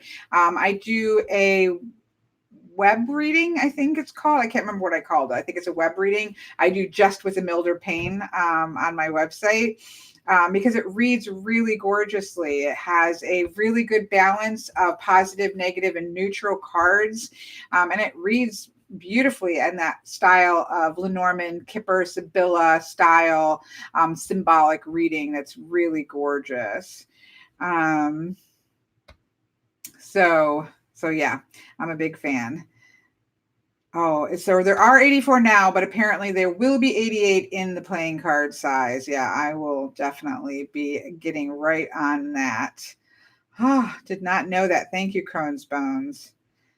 I would have, I do believe I remember seeing like a email, but I just figured it was on his other Oracle decks. I really didn't pay any attention to it because I don't buy any of his other things, again, just because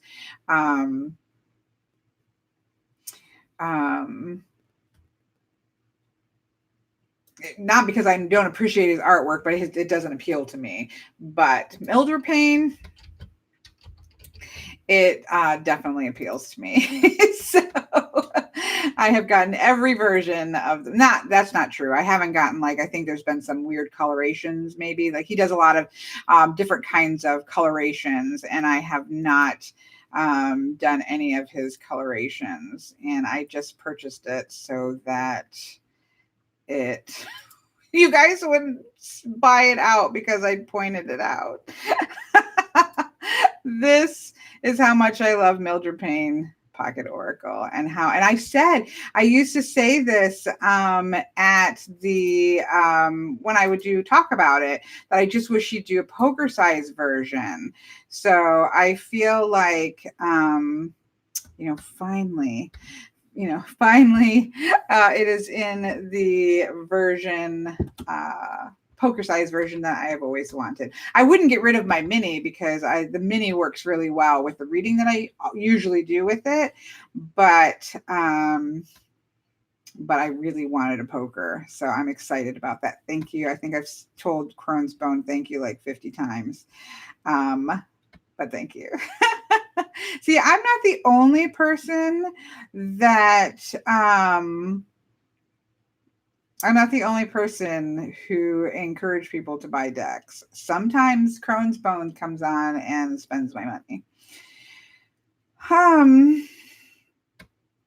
Okay, so let's see.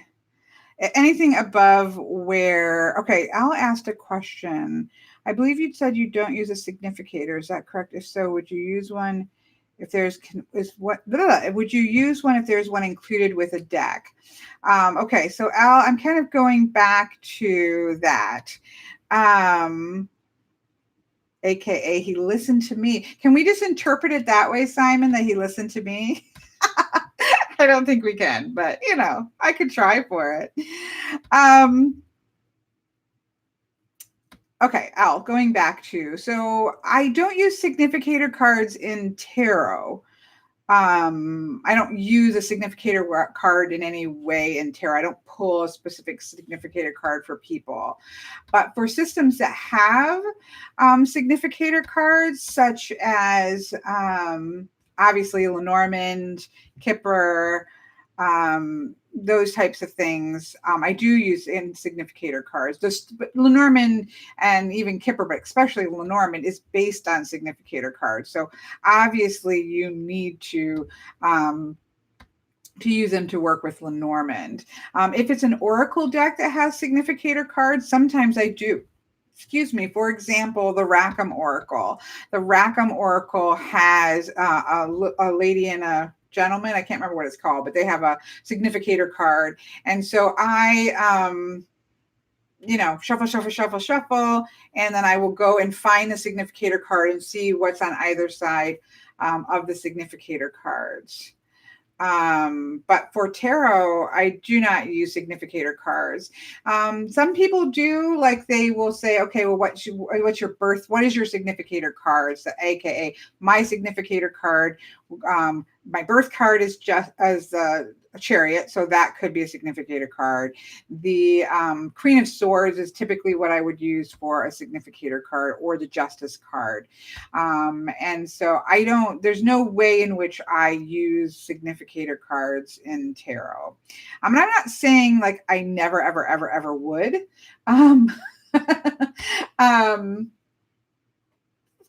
Because, there are occasions in which I suppose I would, but I can't think of one. Other than something like that, where I might say, okay, I want to think about how can I get moving more confidently. And then I would shuffle, turn the deck over, go through it, find the Chariot card, and go on either side of the Chariot card and get a message. That would be the only way I probably would use a significator card in tarot. So yeah, no, I don't use significator cards in tarot. So I don't know if that's exactly the question that you were asking, Al. If so, I apologize. But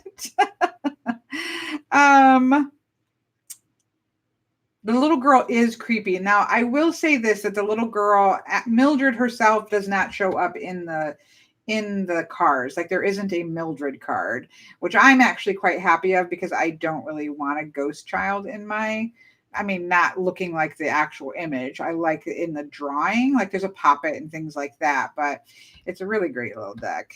Anyways.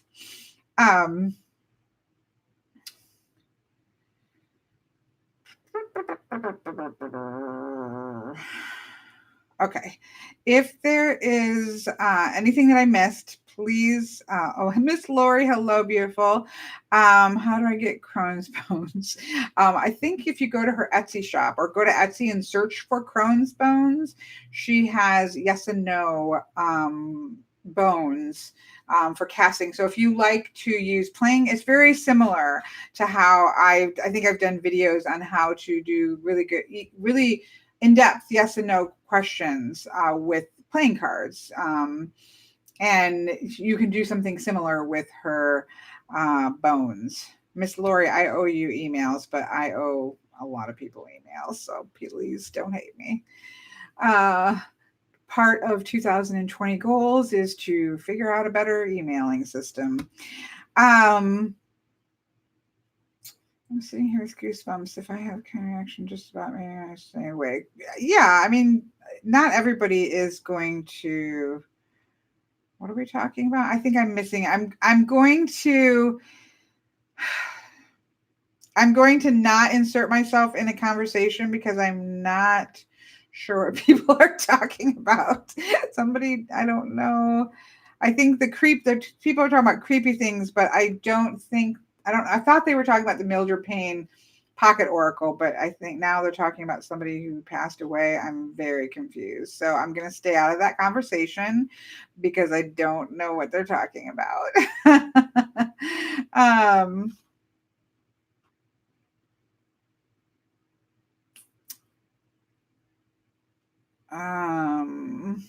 Okay.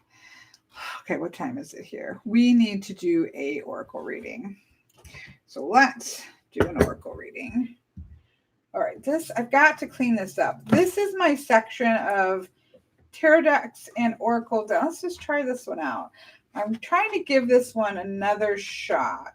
So these are oracle decks that I'm trying. They're not in my favorites, but I don't want to put them back. So when I went through and cleaned out all my decks and put decks away under my bed as they go, except for, again, I have favorites, favorite tarot, favorite oracle.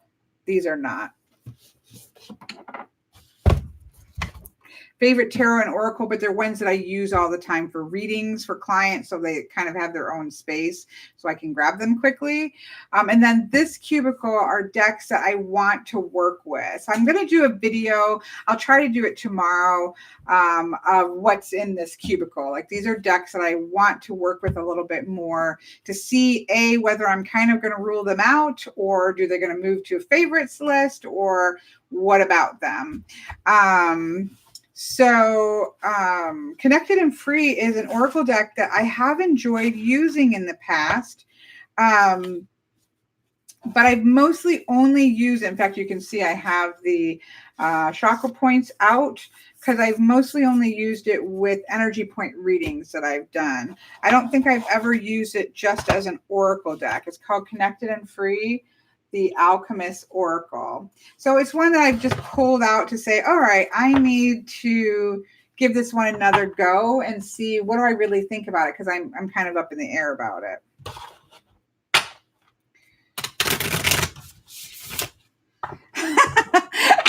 Morgan says, I feel bad for the decks that were on the favorite shelf. And then Kelly said, these are not. It's just because I haven't used them. This one, I haven't ever used it. I just got it for Christmas. This one is beautiful. And I love this deck, but it's not like one of my favorite decks. It's gorgeous. But it belongs in my historical deck. I just had it down for my tarot class. So don't feel too bad for them, Morgan.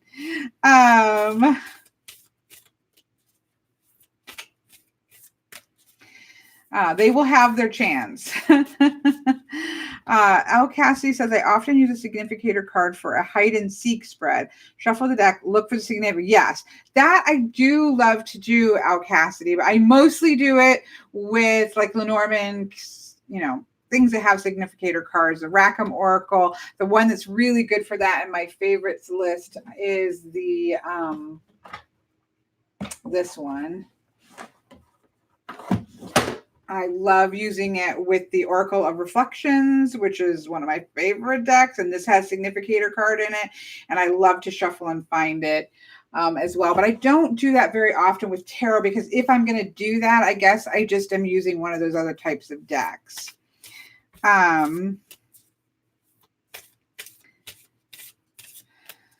What's under the bed? Decks. What's under my deck? Under my bed is only decks. That is it. Hello, interesting mystical wizard. I love your name. Just started learning tarot last month. Welcome to the world of tarot. I have the Dreams of Gaia Beautiful and the Hermetic Tarot, which is lots of stuff on the Hermetic Tarot, isn't there? But Morgan, what's under my bed? Under my bed is all tarot decks. I have, if you have a small apartment like me and you have a larger collection of decks like me, I have under the bed bins, and I have a big one that is for boxed decks, hard box decks. I have a smaller one that is for tuck box tarot. I have a medium-sized one for oracle decks, and I have a smaller size one for fortune-telling style decks like Kipper, Sibylla, Lenormand, Deste, those types of decks. And so every 8 times a year at the beginning of each half of the season, so the beginning of the season of winter, the cross quarter of winter, I kind of go through them and pull out what I want to do, put out what I'm going to put back, except for these decks, which are just all-time favorites, and I keep them out all the time.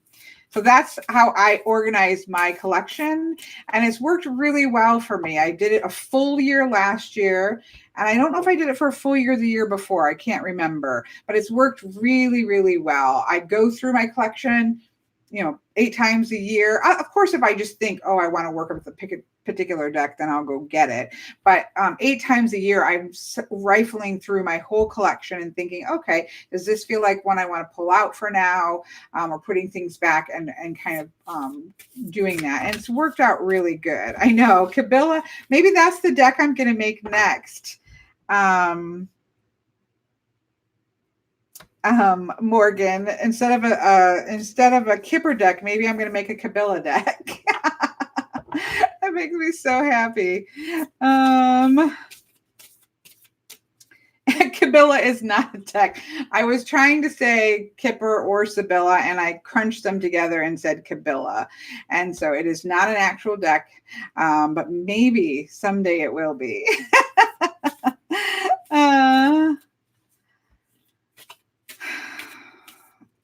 Sager has a very similar deck storage system, possibly less decks, but it is. Making things work in a small space is definitely an interesting experience, but one that's good.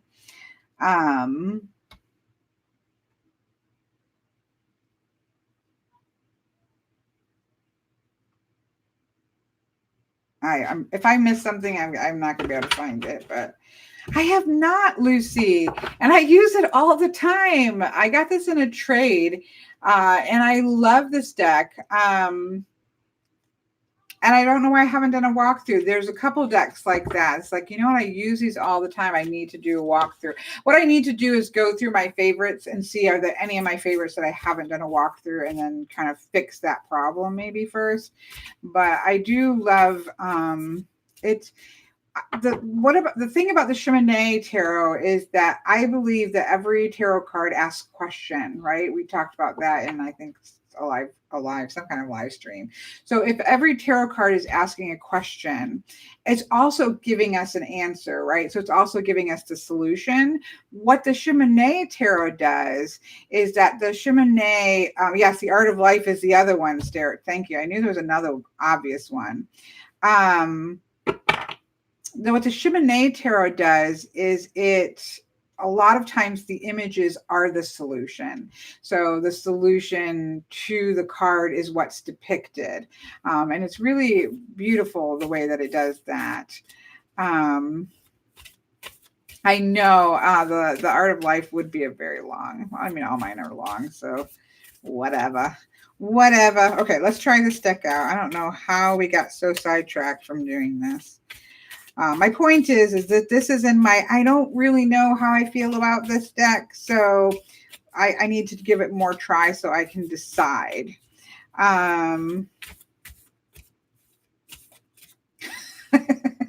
Sharon. Sharon says, I arrived late. I'm sorry, Sharon, because it's really not funny and I should not laugh. I'm sure I'll get lots of mean messages because I can't. It's just cute how she said it. It's kind of like, well, I arrived late, but I've already bought the Mildred Payne and a Nafrasatu Lenormand deck from Crone's Bones. And please don't mention any other decks. I just read it with her just being like, well, doesn't even matter if I'm late because it still costs me money. So it just made me laugh. I apologize. I apologize. But hello. Good to see you, Sharon. Oh. All right. I think I'm just getting the giggles now. I think I just am like tired and have the giggles at this point. I've talked too much today and my eye is starting to burn. I really don't want to go to the doctor for my eye because I feel like it doesn't hurt. Like it hurt. Like my eyeball hurt yesterday and it's not hurting today. So I just like, okay, I'm going to see what happens Monday. If by Monday it's still acting up, I will go to the doctor. Because all they're going to do is say, well, flush it and put, like I've been putting eye drops in it and stuff. And that's what they're going to say. It is swollen. And it's spreading swollen. It was just looked like a sty, but now it's like swollen underneath and it's swollen on top. I think I'm going to put some black tea bag on it too, because that can really help. And I have not done that yet. But you don't want to lose an eye over just not going to the doctor. But a warm tea bag, thank you, Ginger. Yeah, I mean, a warm tea bag, a black tea bag it can really help with swelling and stuff like that. So I need to do that.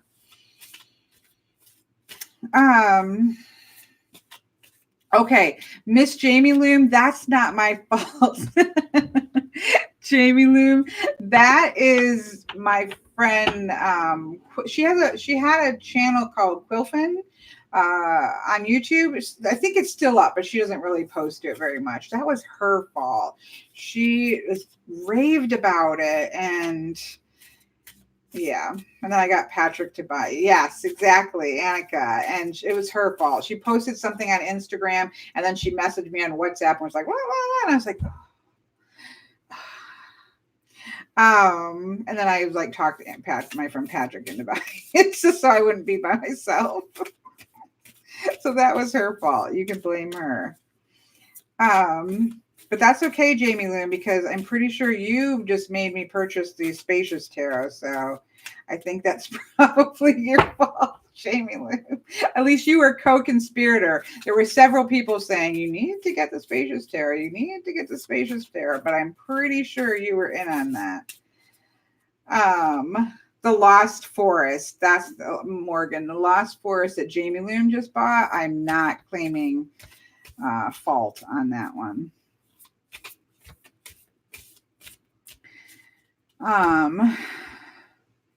Morgan, I don't know what she's answering. Never mind. People like me who think they need all of the deck. Yes, this is the wrong place, especially this is the wrong channel for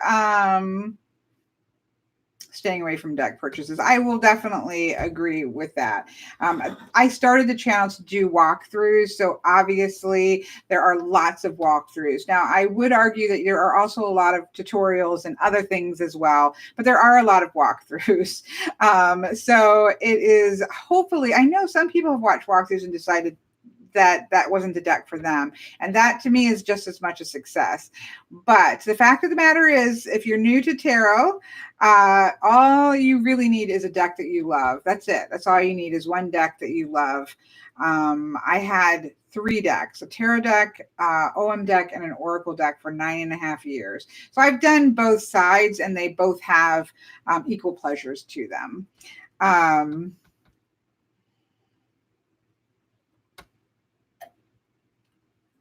Excuse me. And yes, thank you, Miss Ginger. I appreciate that. I will say, I'm a person who watches walkthroughs of decks that I would never buy because I feel like every time I see what another person has done with tarot, it's just this interesting peek into how people see the cards. And so being able to kind of experience that, even if you're not going to purchase a deck, I find to be very edifying, even if I'm never going to purchase the deck.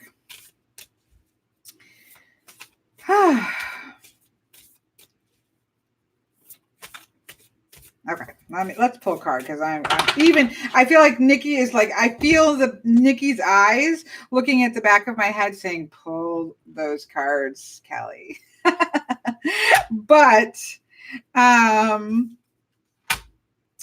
because I've been shuffling them for this long. Now this is really interesting. Okay, again, remember, let's kind of rewind here because we've been talking about a lot of things while I've been shuffling. This is the Connected and Free Alchemist Oracle, which I've had for quite a while, but I've only used it in a specific way. I haven't used it really like this, just to pull 3 cards for a message. And so it's in my section of, I need to try this a little bit more and see what I feel about it so I can decide, is it something that I'm going to keep? Is it something I'm going to absolutely fall in love with? It's going to go in my favorites, or is it just going to go back in the box because I was like, okay, I like it, but I don't need to keep it out. So, so that's this is me testing a deck, which I often use live chats to test Oracle decks. I love it. Okay, so the first card that we have is the BU card. Whoa, that looked really blurry. I feel like the camera doesn't know what to do with all of those funky lines there. So just be you. Be this interesting fish that almost looks like it's swimming upside down. The second card is to slow down. Don't be in a rush to be somebody else, right? That's kind of what I see, is this idea of just be you. Don't be in a rush to get to someplace else. Because I think we talked about this, I think, the first or just before, I think it was the first live chat last week. I think we talked about that we make resolutions, how we want to improve things, that we want to become this person that we envision for ourselves in the future. And there's nothing wrong with that. There's nothing wrong with having self goals and the things that we want to achieve, but slow down and just be who you are. Don't be in such a rush to zip off and be somebody else, right? Just slow your roll and kind of sink into being you. But then the last card is the mentor card. I do love the idea of a whale as a mentor. There's just something so ancient and powerful. I mean, I don't know about other people. When I listen to whale songs, which I do at night, I have insomnia and I like to listen to whale song tracks. And when I listen to whale songs, it literally gives me goosebumps because there's some deep knowledge and memories encoded. I firmly believe. I know that a scientist will say, no, they're just telling each other what feeding ground to go to or whatever, but I don't believe it. So I love that that's on there, but it's like, how can you pass on information and things that you've learned? So mentoring, if we just think, I'll show the cards again. When we think about mentoring, that means that we are sharing of ourselves, right? So there's this idea when we're mentoring that we're giving of ourselves, we're sharing something of ourselves to somebody else. Well, how are we really supposed to do that if we don't slow down and be ourselves, not worry about being somebody else, or this person over here is doing this and they're doing it way better. This person's over here looks like they've got everything made, and we're kind of seeing what everybody else is doing. But if we're not just stopping and slowing our roll, slow it down, and just being ourselves and being our best version of ourselves right now, that's the only way we can share of ourselves to other people, because otherwise it's just emptiness, right? If we're trying to mentor and share based off of what other people are doing, it's not going to work. And so we do just have to be ourselves. And that's the best way to be able to share. So I like that. So just for people who asked, this is the BU card. This is the slow down card. And this is the mentor card. And the deck that this is from is the Connected and Free Alchemist Oracle. So yeah, I like that. I mean, that was, to me, it was easy to read, and I love the Sphere card. Anyways, I know I've had this for a while, whispering well. I was going to say wishing well. I've had this deck for a while, but I don't pull it out very often. And so sometimes I wonder, okay, well, is there a reason for that? Do I need to give it a try? And think about this deck and say, is this something that I want to keep? Am I just not using it because it's not out and about? I just kind of want to get that feeling. So it's in my pack of decks here that I want to give more of a try and see what I think about it. Whew. John says a whale's brain is 6 times larger than ours, including the part that governs language. I think that they talk a lot. I agree. Thank you, Mr. John. Yeah, I mean, because I feel like that's what you're going to hear sometimes. Like, well, yes, they're pretty songs, but they're just saying, come over here to this. There's lots of great fish over here. I just don't believe it. I really believe if you shut your eyes and you put on headphones and you're laying in the dark and you're listening to the sound of whales singing, I just feel like there's no way that we can say that that there isn't something more being communicated there, in my opinion. So yes, I agree with. I don't know the science behind how the part of their brain that governs language, but I agree with the sentiment.